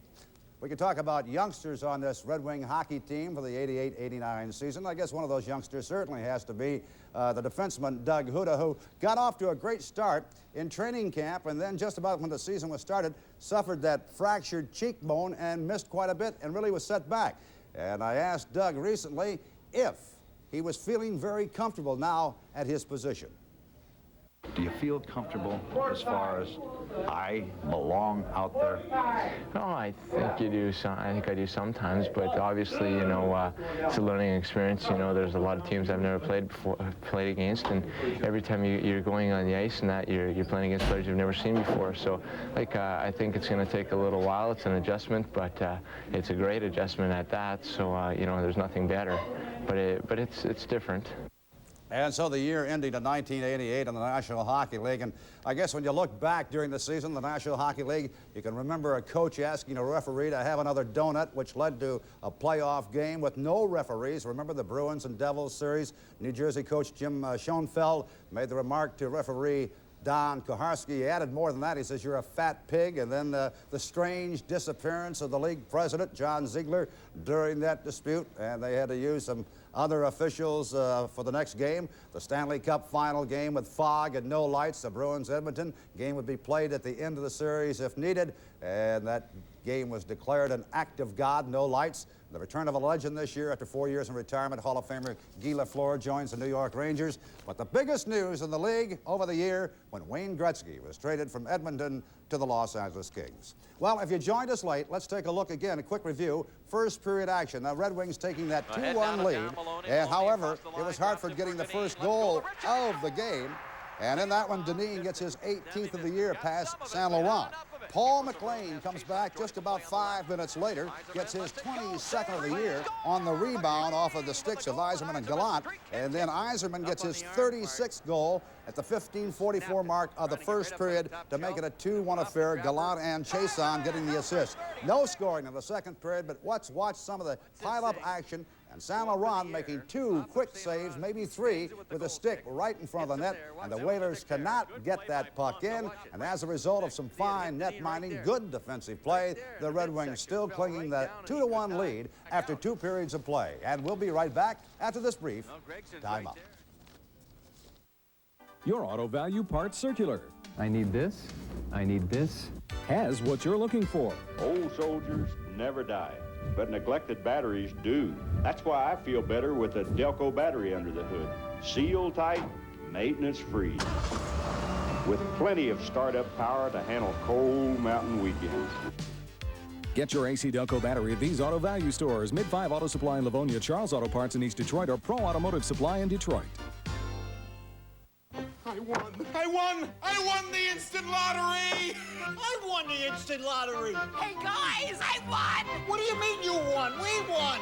Thousands of people will win $100 instantly playing Doubling Dollars, along with millions of other cash winners. Quiet! I'm trying to sleep! Big deal. Acting crazy because they won the lottery.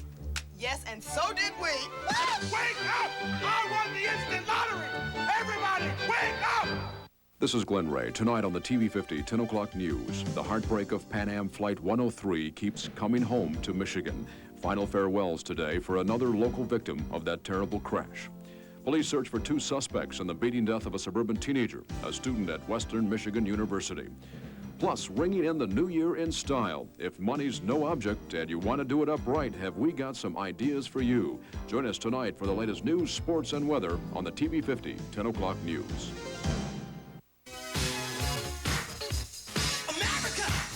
Titan basketball. It's a whole new ball game with Coach Ricky Birdsong. And now there's a new site for the action. The Titans are holding court downtown in Cobo Arena on January 12th against Dayton and January 14th against Xavier. Tickets are available in advance at Joe Louis Arena, Ticketmaster outlets, and the University of Detroit ticket office. For more information, call 567-6000. Titan basketball. It's a whole new ball game. 2-1 our score here in Hartford. Red Wings lead after 2. All the goal scoring coming in the first period. Mick, I pointed out a play in that second period, Rick Zombo, where he cut in where somebody else had dropped the puck in front of the Detroit net, and I mentioned that's where the Wings missed Zombo in the past, but not only because it was Rick Zombo, all the players seem to be covering up for each other, especially in the defensive end of the ice. Well, they have a play, Dave. I know the play you're talking about was to the right of St. Laurent. They do have a play where if a defenseman's going back around the net, the goaltender, I mean, communication's the name of the game. That is the whole game of hockey. The goaltender's yelling at, say if it's Pavis going back behind the net or O'Connell, and he's yelling at him, there's a guy on your tail, and what he does, he just fakes like he's going to take the puck around the net, dumps it off the backboards, and the other defenseman comes in. In this case, it was Zombo, picked up the puck, and away they went on the transition game the other way. And it makes all the difference in the world, obviously, when a team is talking to each other out there. One's playing the man, the other's taking the puck, and away they go the other way. And when you don't do that kind of stuff, you allow the other team extra time, extra seconds to get in on top of you, that second and third forechecker, and then the scoring opportunities come, and then all of a sudden, boy, you're behind the 8 ball. But when it goes the other way, all of a sudden, it's like there's not a whole lot of things going on down there. You know, sure, the Whalers will get their opportunities. They're coming down. I mean, they're not a bad hockey club. They're going to get some chances. But when you don't give them the sustained action, that's where you stay out of trouble. And as a result, the Wings are up 2-1, and they shut them down completely in that second period. You've heard Mickey talk quite often during the course of our telecast about the late man, the man coming late and then the drop pass. Well, that's what Coach's Clinic is all about. We've got 3 skaters demonstrating how to use the drop pass. Coach's Clinic with Jacques Demers, brought to you by Weingarts, Michigan's largest outdoor power equipment dealer since 1945. This week on Coach's Clinic, we're going to show you a demonstration of 3-on-0. The centerman carries the puck, the left winger goes to the net, and the right winger will receive a draw pass. And as the centerman draw pass the puck to the right winger, the centerman continues going to the net. So you got 2 guys for the net, good screen shot. As we go right now, centerman carries the puck, no offside. Left winger continues to the net. Centerman goes to the net, good shot. And if there's a couple of defensemen in front of the net, as there should be, you're going to have a good screen shot. Very important that the puck carrier, let him carry the puck. Don't go too fast. He'll do the play. He'll make everything happen for you. Draw pass is very important. As soon as you receive the pass, no hesitation. Your centerman's going to the net. Your left winger's going to the net or right winger. Shoot immediately on the ice. You'll get a good screen shot. Coach's Clinic with Jacques Demers has been brought to you by Weingarts in Utica. We service what we sell. I know what it takes to be the best, and Weingarts has it. Knowledgeable salesmen, an experienced service department, and the largest inventory of outdoor power equipment in Michigan. That's right, Coach. Now at Weingarts, you can cash in on big savings on Snapper snow throwers. Get a lightweight, easy to start, easy to use Snapper, and your snow shoveling days are over. Find a size that suits you right. It's a Snap with Snapper and Weingarts. When you want the best, it's Weingarts in Utica. Weingarts services what they sell. Teenage prostitution, kids selling their bodies, trouble with the law, doing hard time, broken families, a mother's nightmare, drunk driving, injuries, and death. This, the stock and trade of drug and alcohol addiction, the total destruction of life. How do you break the cycle? Second Chance, the road to recovery shows you the way back. I'm Amir Makeups, and join me along with Spencer Haywood and Dennis Holy Sunday night at 10:30. Learn how to put your life back together again Sunday night, 10:30, right here on TV 50. You're watching Red Wing Hockey on WKBD TV 50. Attention all personnel. Attention. The doctors and nurses of the 407 MASH can be seen Saturday night on TV 50. Don't you love it? Join Hawkeye, BJ, Trapper John, and Radar, and Majors Burns and Houlihan. Their job is to save lives. My fly sank. If he doesn't come up in 10 seconds, I'm going in after him. MASH, Saturday night at 11 on WKBD TV 50. That is all.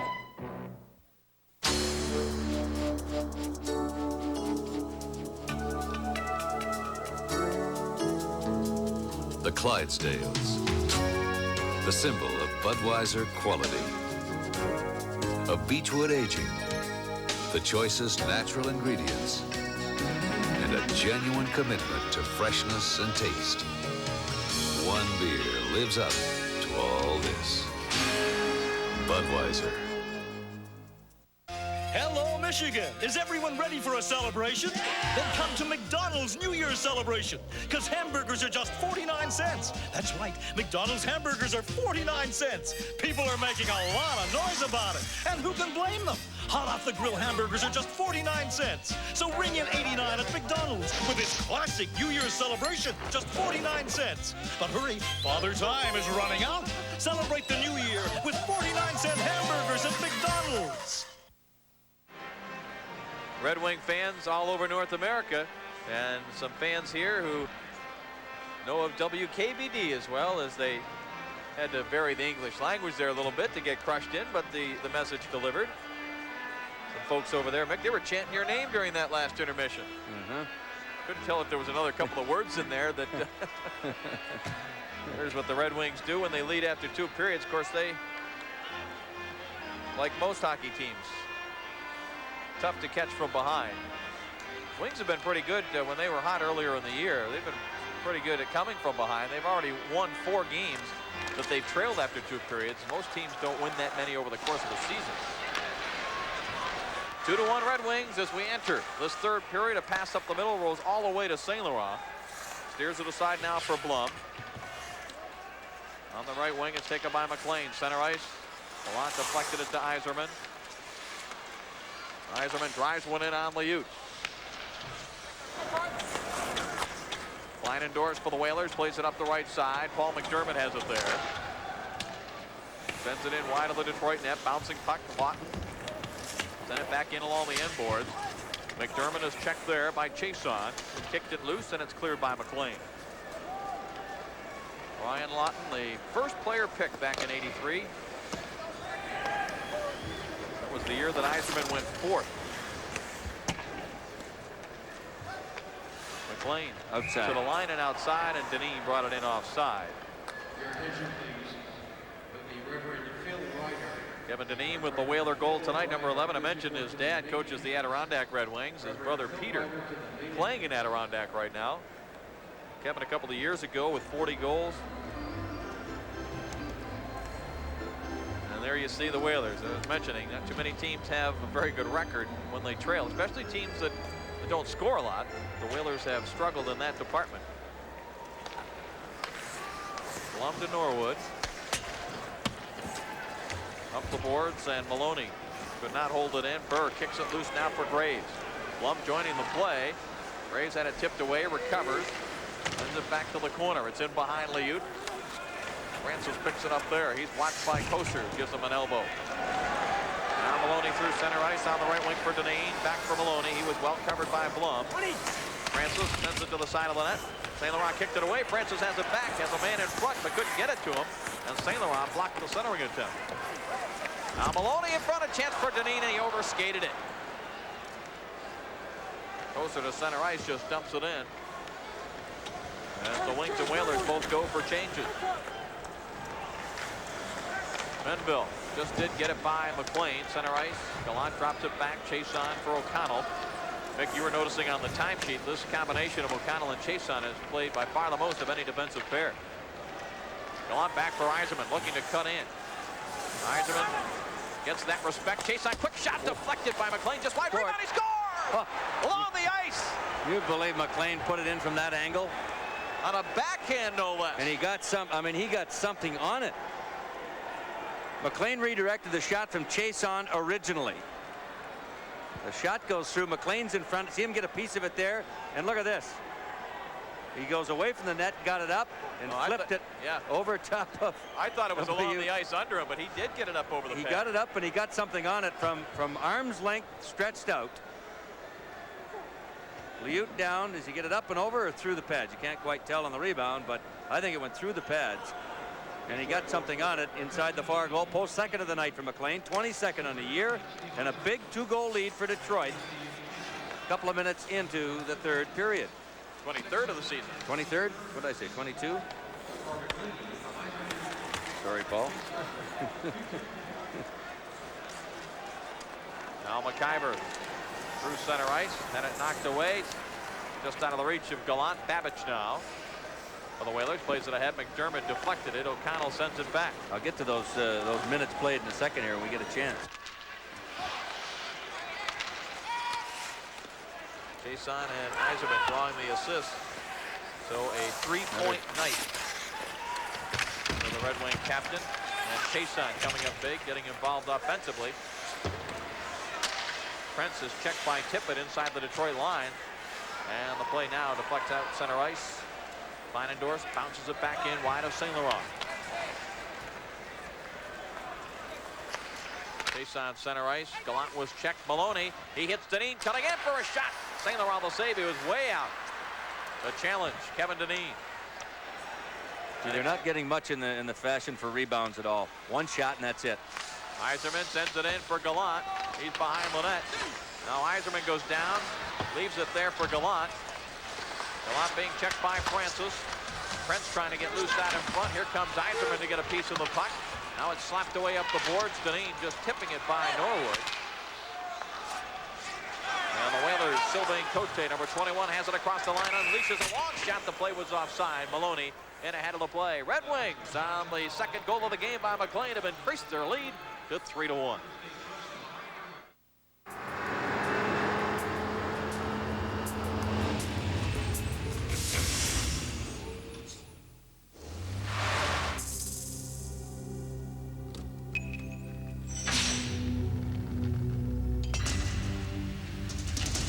"177 horses give Comanche so much power, but it's the name Jeep that gives it so much pull."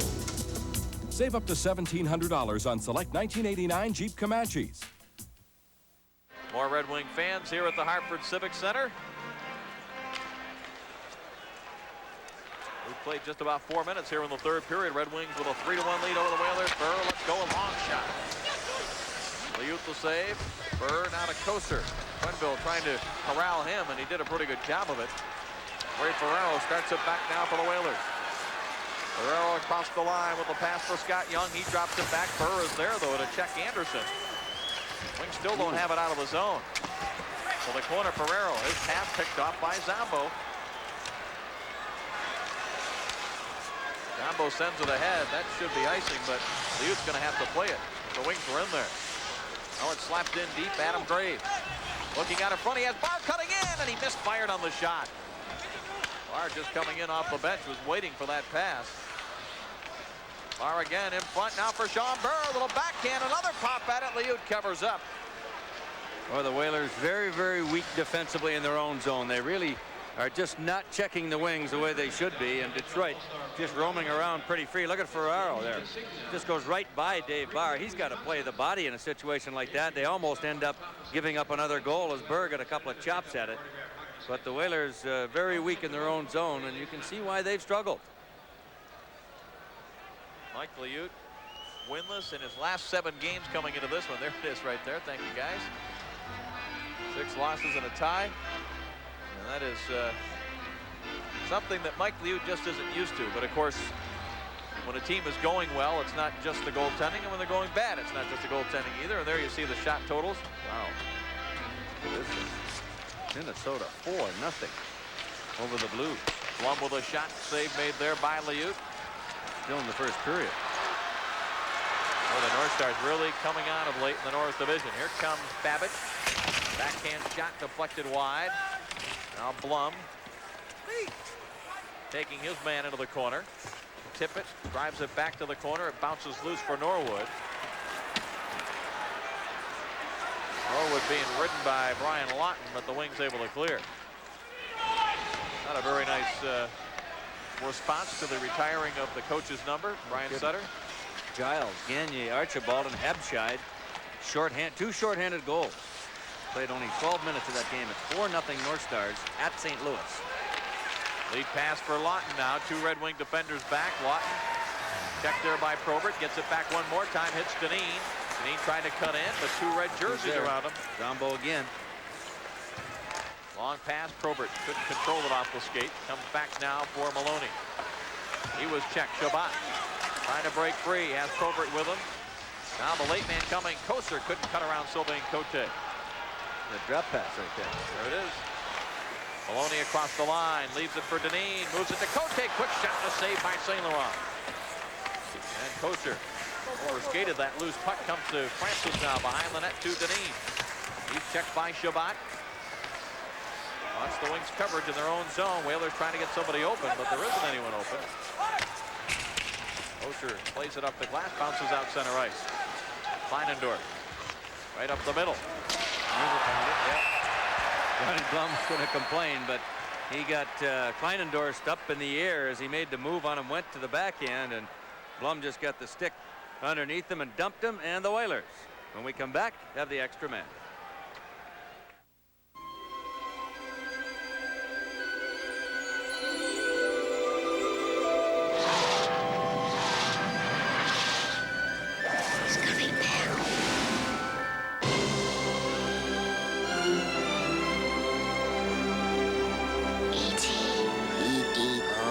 Pepsi-Cola is pleased to announce that E.T. has come home on video cassette. And Pepsi is offering a special $5 rebate with the purchase of an E.T. video and Pepsi.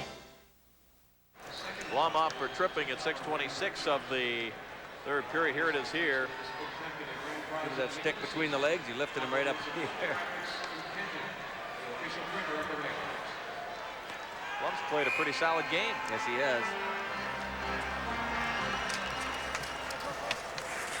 O'Connell, he was taken to the ice very aggressively there. He can't believe there wasn't a penalty as he looks at Gregson. And the Whalers were able to hold it in. Jason dumped McDermott in front of St. Laurent. Whalers' third power play of the night. Wings have shut him out with a man advantage so far. Into the corner it goes to John Anderson. McDermott down again. Out to the line, shot was blocked, and it's back center ice. Anderson drives it in behind St. Laurent. He was unable to stop that one. Now Ferraro checks. Held in Scott Young, but he couldn't get it by O'Connell. Now Anderson. The Wings get back in the box and set up. Crowd getting impatient now on the Whalers. It comes to the line. McIver at the right point. Drifts to the center of the blue line. Gave the puck away. Here's a lead pass for Yzerman. Lee has to make the decision. He gets out there well in advance of Yzerman. Minute left in the Blum penalty. 12 and a half remaining third period. Red Wings 3, Whalers 1. Deneen checks center ice. Nil just slaps it back the other way. Whalers are totally frustrated on the power play. Wings have checked him well, and they've also mishandled the puck back at the point. There's a steal by Shabbat and Nil. Nil trying to flip it down the ice. Scott Young intercepted. Back comes Deneen now up the right wing side. Deflected off the shoulder of Zambo. St. Laurent came out. He was crashed into there. Whalers Francis gets it to Deneen. His shot was blocked at the defense, and the puck cleared. 20 seconds left in the Blum penalty. Liut clears it ahead now. Pass picked off by Burrs, who slapped it back across the Whaler line. Whalers clear. Here's Zambo for Dave Barr. He'll just dump it across to the far corner. And John Blum is out of the box. Red Wing penalty killer 3 for 3. Deneen, wrist shot, saves St. Laurent, juggles for a moment. But he's able to hang on. 11 and a half remaining in the third. Wings lead by 2. Think of us, your True Value bulk buy dealers for quality, service, and savings. Quickset deadbolt locks can help prevent your home from being robbed or worse. Make sure your home and loved ones are safe and secure with Quickset locks. Now save $4 on your choice of single deadbolt lock or Tylo entry set, sale priced at just $8.88. It could be the best burglar insurance you can buy. Quickset, because it never hurts to have a little extra protection. Available where you see our banner at participating bulk buy dealers. Red Wings with a 2-goal lead. Mick, you mentioned back in the second period that the next goal in the hockey game was going to be an important one. The Wings got it here early in the third to lead by 2. And important because the Whalers have been frustrated here in front of the home crowd as it comes to Babbage. His shot handled by St. Laurent. Yzerman clears it off the board. Whalers hold it in. It comes to Mark Reed's a shot slapped away by St. Laurent up into the seats out of play. Our next Red Wing telecast here on TV 50 will be live from the Joe Louis Arena on Monday night, January the 9th, as the Red Wings host the Montreal Canadiens. Battle of Division Leaders. You can catch it right here, January the 9th, 7:30 on WKBD TV 50, your place for sports. Montreal, Mick, #1 team overall in the National Hockey League, handing Calgary their first loss at the Saddle Dome this season. 4-3 last night. The Canadiens just playing superbly. Beat the Kings the other night 3-2. Imagine going into LA and Calgary the way those two teams have been playing, especially at home, coming away with 2 wins and low-scoring games at that. 56 points, the Canadiens, with top billing overall in the National Hockey League. Calgary with 53. So the Canadiens continue to roll, as do the Wings. They lead it 3-1. Football fans, get ready for the battle of the century as unbeaten Budweiser takes on undefeated Bud Light. It's Bud versus Bud Light in Bud Bowl 1. Pick up your official scorecard wherever you see this display. Hey, Bud, super idea. You see the neck on that guy? Use it to follow the action and you could win. So get ready, get set. On January 22nd, Bud Bowl 1. This time, it's for real. Another special hello to get in here. We had a gentleman come up and drop off a couple of octopi that were actually knit by a Mrs. Julia Capsack, Ferndale, Michigan, who's watching tonight on Channel 50. supposed to say hello to her, and also Mrs. Mary Andros from Billy and Kathy White of Greenfield, Massachusetts. We have our own little octopi here. Thinking playoffs already. Yeah. And of course the Detroit tradition. As you look at Mark Reeds up from Binghamton of the American Hockey League. I don't know how recently Binghamton might have played Adirondack. Some of these guys might be saying, didn't I just see you in Glens Falls not too long ago? Tippett for the Whalers across the line. Trying to go wide on Chason. Back to the point now. Cote, his shot deflects between the circle. Reeds dumps it toward the net. St. Laurent steered it aside. Tippett and Chason battling. That net rocks off the magnets behind St. Laurent. O'Connell and Chason out there again. Gives me a chance to get to the numbers they handed me here after the second period. O'Connell's played 8:17 and 8:53, so practically a little over 17 minutes of the first 40. Chason was 8:33 in the first, 7 minutes in the second. Zombo a little over 5 minutes in both periods. Norwood 5 minutes in the first, 8 in the second. Pavis a little over 5 in both of them. And Blum averaging 5 minutes. So Chason and O'Connell been the two key guys for Demers on the defensive core. And that's been the key guy with a goal and 2 assists. Fourth in the NHL with those. Eiserman was over 10 minutes in the first and a little over 8 in the second period. He's averaged about 30 minutes a game the last month, 5 weeks. Eiserman with 75 points, of course, coming into tonight was 78 now. 75 points. Used to be a good season. That's right. Here he is. I mean, he's on a 150-point season. Penalty coming, I believe, to the wing. Sean Burr can't believe it, but I believe the Whalers will have the power play when we return.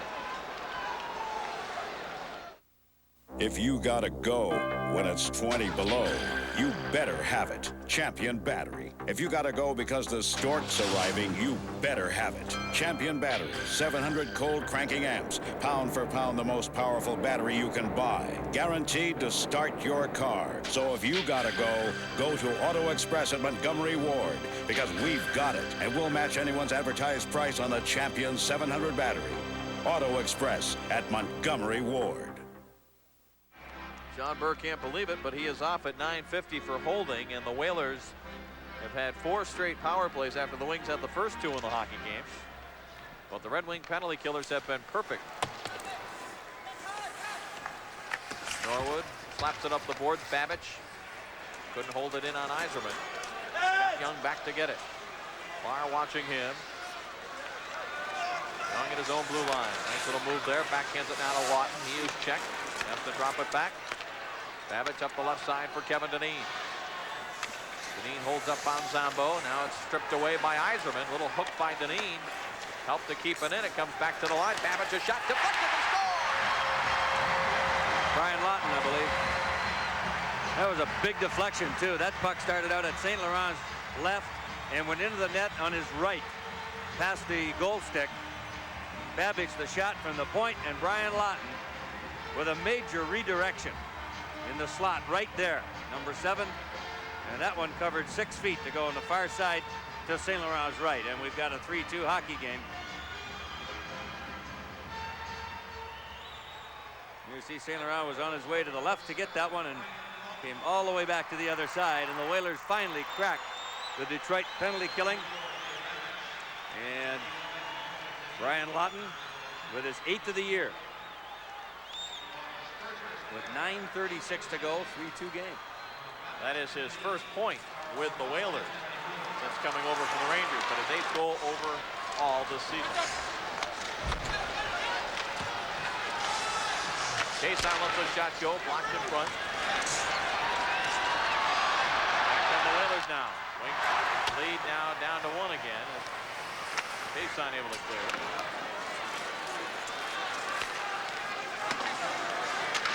Prince comes it back into the Hartford zone. Leinendorf being watched by Colbert. Comes up the right side, and Whalers able to clear. Comes back in by Chason. Quenville plays it around. Trent's waiting there. Slaps it back along the end boards. Quenville has it again. He's able to clear. So he's back to get it. Slaps it off the boards and deflects into the Hartford zone. A two-line pass. 8:45 to go here in the third. Whalers on the power play have pulled to within one. Yes, I'd like 2 of those pizzas. Those pizzas? That'll be $17.99. $17.99? But it says $10.99. Not for those pizzas. How can that be? I think if you refer to the fine print. Fine print? Does not render vendor responsible. May I help you? Who are you? I'd like to introduce our corporate attorney. He's here on a regular basis. No, I'm not surprised. At Little Caesars, you always get 2 great pizzas for 1 low price. Pizza, pizza. Only at Little Caesars. Babbage and Deneen assisted on the goal by Lawton. As you look at Bob Probert, he's had a bit more jump tonight than we've seen in recent games. Playing on a line with John Shabbat and now Dave Barr. Probert playing on the left wing tonight most of the time. Barr plays it ahead. Shabbat is checked there by McIver. Shabbat backhanded it along the boards into the Whalers zone. Steal by Probert, drops it for Barr. Quick shot deflected wide. Probert with some good forechecking there. Shabbat with a steal, dumps it back in. Babbage has it. Wings lead by 1 with just over 8 minutes remaining in the third period. Outlet comes to Tippett, ahead now for Lawton. Lawton pass, got tied up in the skates of Pavis. Pass in front, they score! I'm not sure that may have gone off a Red Wing, off that pass from the right side, but it's a tie hockey game. I think it went off a Probert's stick as he was knocked down in front in a back-checking roll. A very innocent-looking play at the middle. Lawton, see the puck bounces off of Zombo, gets in Pavis's feet. And McDermott centers, and it hit Bobby Probert's stick as he tried to intercept the pass. Coming to St. Laurent's right to Tippett. And it goes in off of Probert. It'll be McDermott's goal. His 6th of the year. And yes, we're tied at 3 now.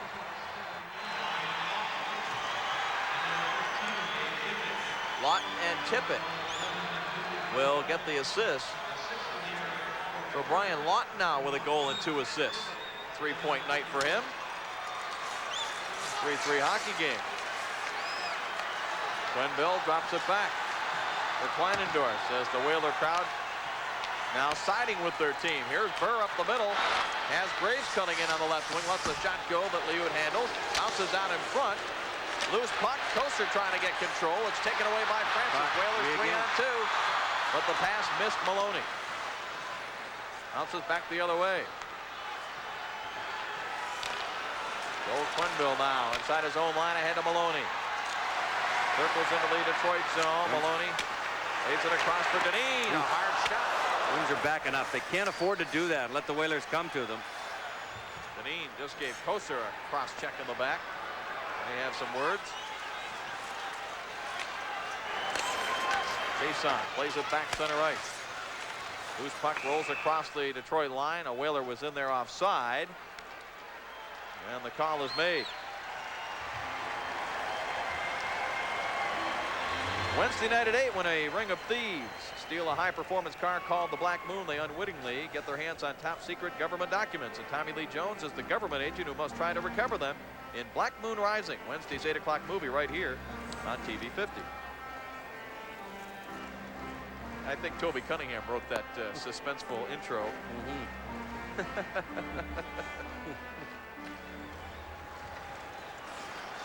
Scott Young dumps it in behind St. Laurent. 3-3 our score with 7 minutes to go. The Red Wings had a 3-1 lead here in the third period.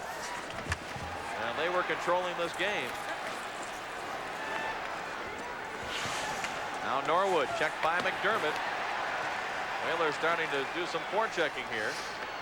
Gallant clears it ahead. Yzerman checked right away by Lawton. It comes ahead now for McDermott. Quick wrist shot, missed the net. Comes toward the front of the net. McDermott, though, is checked. Zamba with the loose puck. Goes up the middle with it. Scott Young got a piece of that. Zambo now for Detroit. Takes a look.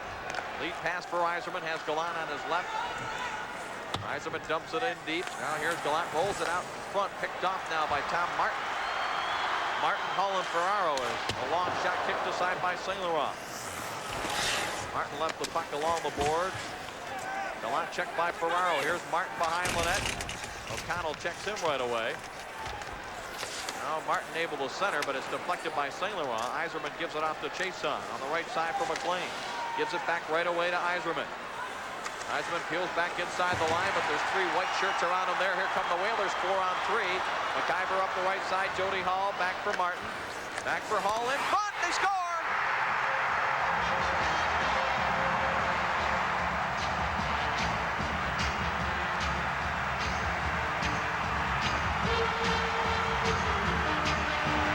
Ray Ferraro was on the end of the last pass. A 4-on-3 should not. This should not happen. Gallant's supposed to take Ferraro out of the play. Does not cover him completely enough. And Ferraro with that stick on the ice just smacked in the quick pass. You know, there was a couple of times, Mick, I think the Yzerman line was trying to get off the ice. They'd been out there a long time. And Gallant, you're right, was behind that man and didn't have a good grip on him.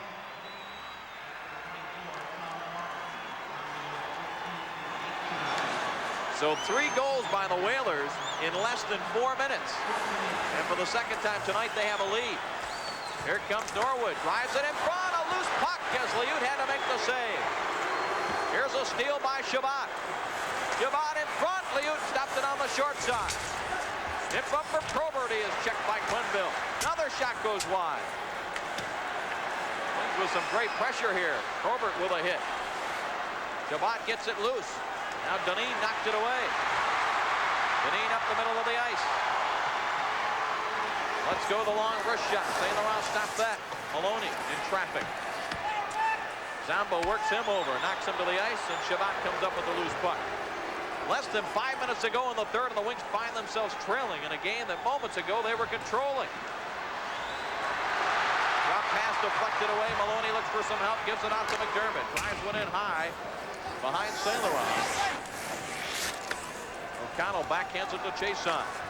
Up the middle now for Yzerman. He had it knocked away. Now Brian Lawton backhands it deep behind St. Laurent. O'Connell moves it up quickly up the center. It was behind Yzerman. Again, the Wings looking for some offense from a line other than the Yzerman line. As that puck ends up in the Red Wing bench out of play, Wings trail by a goal, 4:08 left in the third. A cellular phone is an indispensable business tool, and sometimes it's simply indispensable. You can rely on Cellular One service, and you can depend on Cellular One cellular phones. I called road service. Be there in 20 minutes. Call Cellular One today. Mick, hard to figure out one instance where this game turned around, but certainly the power play goal by Lawton that made it 3-2. It was a questionable call on Burr, but that's what turned the tide. You'd mentioned that was what, the 4th straight power play for the Whalers, and have to keep them off the board all night long. But you know, then the Probert deflection, that's just a bad break. Not much you can do about that. Play stop with a high stick, but you're leading a game 3-1. You've got it in control, and all of a sudden, and within 5 minutes, you're down 4-3.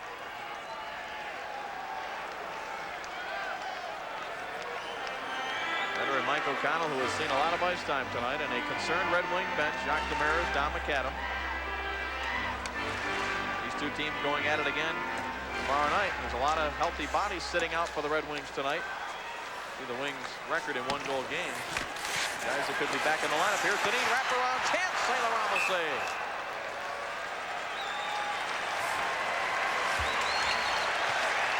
Inside 4 minutes now, so sure the Whalers are not going to be doing a whole lot of gambling. The Wings are going to have to force it themselves offensively. There's Deneen one more time with the wraparound. But Kevin Deneen, a hard worker. He was the #1 star in that 4-4 tie up in Quebec on Wednesday night. Sam St. Laurent, though, equal to the task there.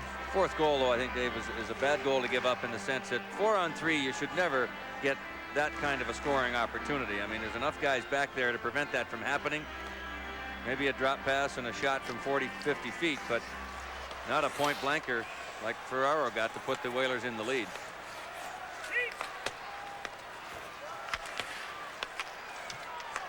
Zambo all the way out center ice. Yzerman couldn't control it. He chases Quenneville, who plays it up the glass, bounces out in the center ice area. Zambo gets it back now. He's checked from behind by Dineen. Kevin Dineen tried to kick it ahead to Francis.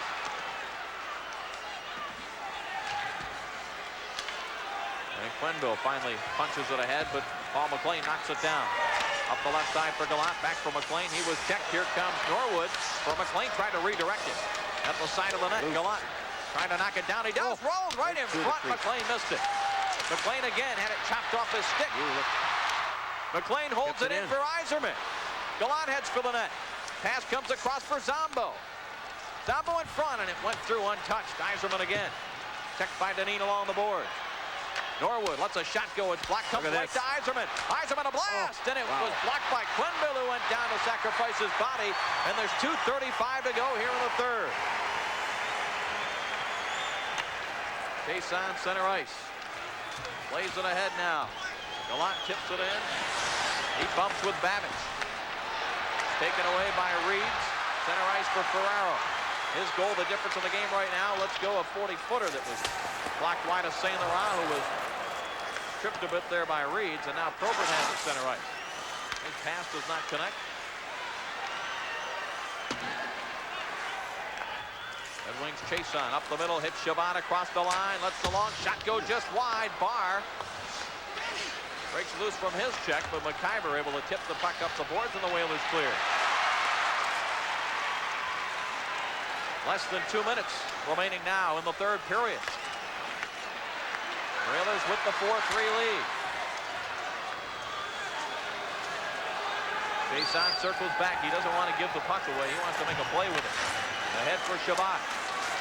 Chabot sends it across Barr. Coming in on McDermott. Slides it in on Liut. Young checked by Probert. Lawton just backhands it down the ice. No icing here. Minute 20 to go. We'll keep an eye on St. Laurent. Chabot sends it across. Probert at the line. Left it there for Chason. St. Laurent goes to the bench. Minute 10. Extra attacker trying to get on. That puck held in by Chason. It goes to the corner. Wings with 6 attackers. Yzerman lets it go. Here's Burr. Brings it out in front. Save. Rebound. Probert. And Liut got a piece of that one. Comes to the line. Norwood. He half band on it. Lawton intercepts. He has an empty net, and it's deflected wide. No icing. Norwood falls down. Burr crashes in to McDermott, and Francis missed the open net. Burr at center ice now. McLean drives it across. 35 seconds left on the clock. Line indoors. Up the glass. Held in. Burr along the boards. They scrum for it. Now Gallant gets in there. Zambo pokes blow at that it. whistle down there. That's what they want to face. Down to 20 seconds. Loose puck. McLean in front. And it went wide as Yzerman was cross-checked. Leinendorf drives it around, and that's going to do it. And an icing call. That could be an icing call. It will be icing. Yes. There will be some time on the clock. 6 seconds. It should be. Yes. I did not see the icing indication. I thought they had waved it off. Well, it looked like a Detroit player touched it right at the benches, but he did not. And I'm sure we got to have a timeout. What an opportunity Yzerman had. He completely missed the puck as McLean, just instead of shooting, realized it was he and Yzerman alone with Liut.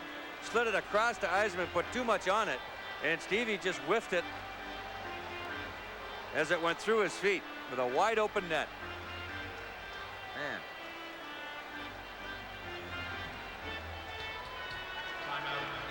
Tavares calls a timeout to try to get that line at least a 30-second breather.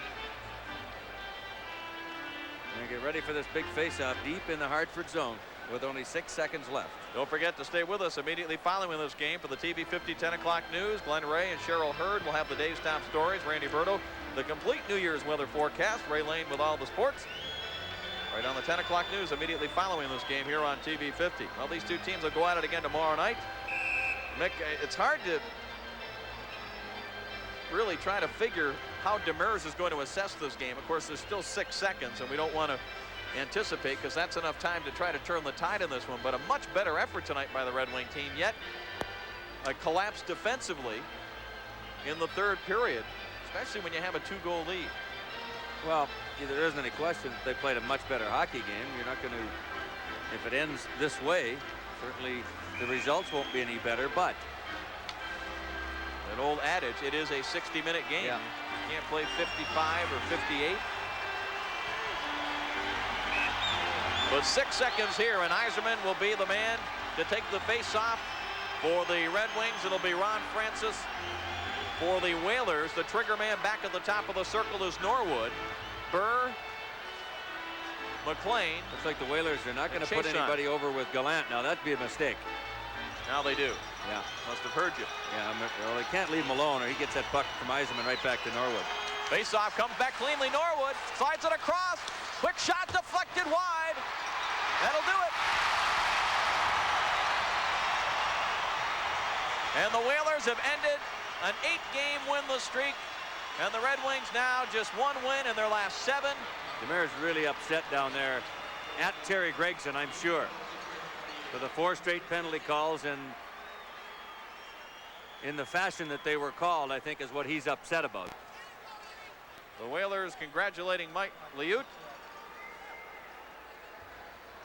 Demers, I don't know if we're going to get a picture of him, but Glenn Hanlon is really upset. I'll tell you, Hanlon's been keeping him under control. He wanted to go over there. You know, he still wants to go back and get some words in. He is some upset about the refereeing of Terry Gregson, about the weakness of the calls made, and that's what it is. They're looking, as we pointed out, there was a penalty, I think, to Hartford even in this hockey game that was penalty. Very weak nature. Yeah. And you don't like to see them called like that. You want to make them legitimate fouls, and I think that's what Demers is upset about.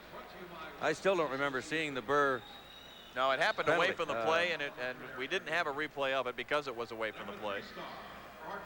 But a disappointing loss for the Red Wings because of the fact they had the lead in the third period and then were unable to hang on. And as you mentioned, the way the winning goal happened, on a 4-on-3, and you go back to the way the first goal was scored. You have to credit Sam St. Laurent after that goal that he should have stopped, the first shot by Deneen.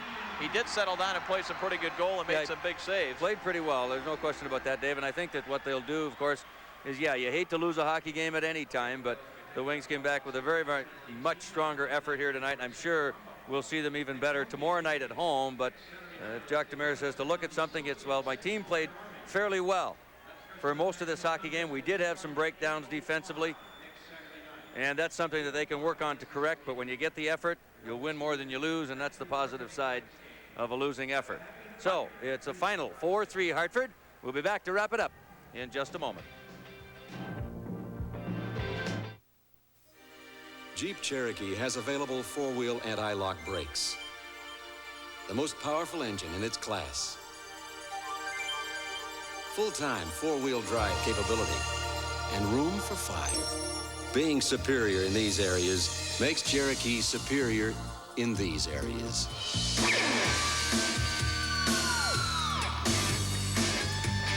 Save up to $1,600 on select 1989 Jeep Cherokees.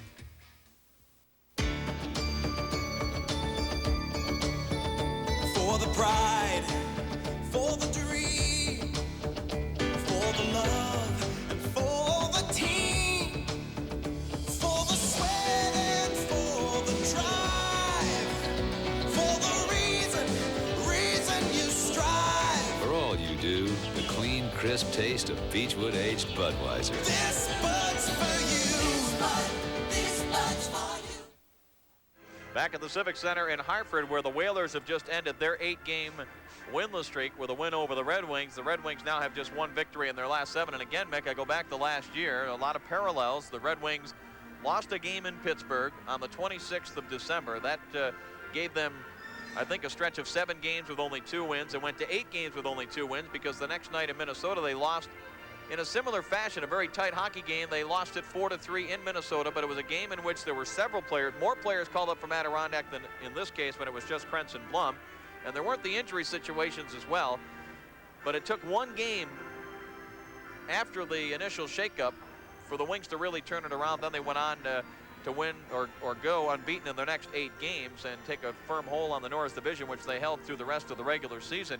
And I think if you're going to look at something positive is that the fact that the Wings did take a step forward in this game, even though in terms of winning and losing, they did not get a point or 2 points out of this. Well, that's the way you have to look at it from that point of view, but there's 2 ways to lose, one playing well and one playing poorly, and if you have to lose, at least you hope your team plays well, and the Red Wings did tonight outside of a very short period of time where a couple of breaks went against them, the Probert deflection, but as you pointed out, the Yzerman line may be caught out there on the winning goal a little bit too long, and Gallant just didn't have enough steam left to cover up with Ferraro. At least he didn't do it, and allowed him on a 4-on-3, which really should never develop into a scoring chance of that nature.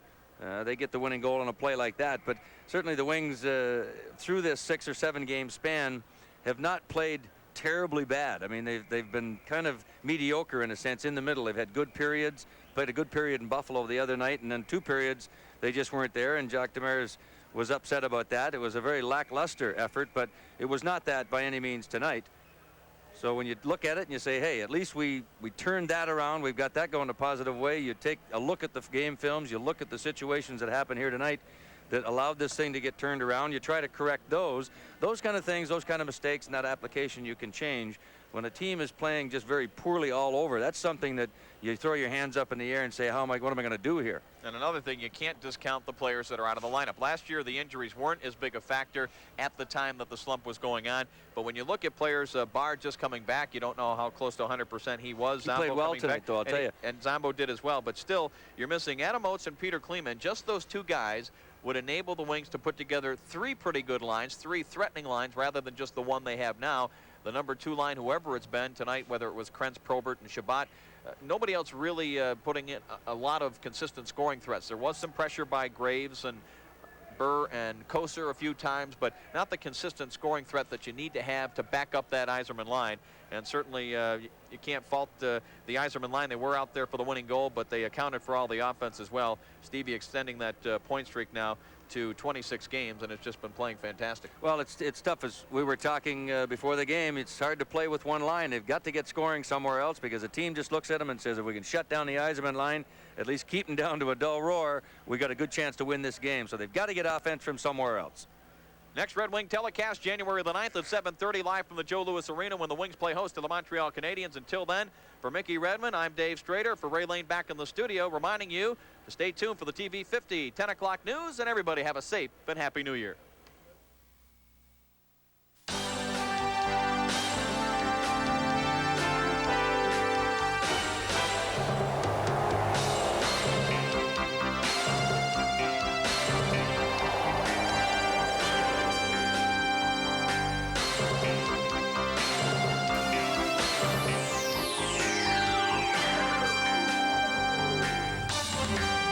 Red Wing Hockey.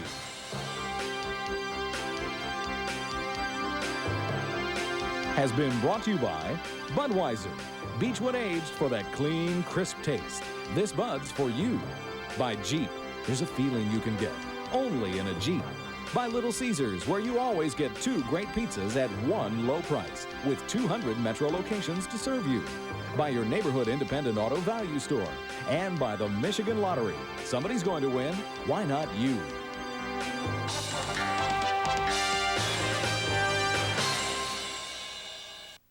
Hey, look up, America, or you might miss your chance. Your chance to save during your Jeep Eagle Dealers all-out clear-out sale. This week, and this week only, we're going all out to clear out stock. So, you could own a new Eagle Premier for just $59 a week, an Eagle Medallion for $45 a week, or a new Summit for just $39. So don't miss your chance, because this all-out clear-out is going to clean us out like that. Hurry! Your Greater Detroit Jeep Eagle Dealers all-out clear-out ends Saturday.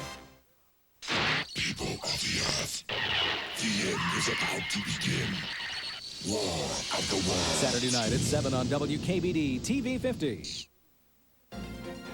Tears and grief for friends and family of another victim from Michigan on board Pan Am Flight 103. Final farewells for Pamela Herbert. A night out on the town ends in tragedy for 4 college buddies. One of them is killed.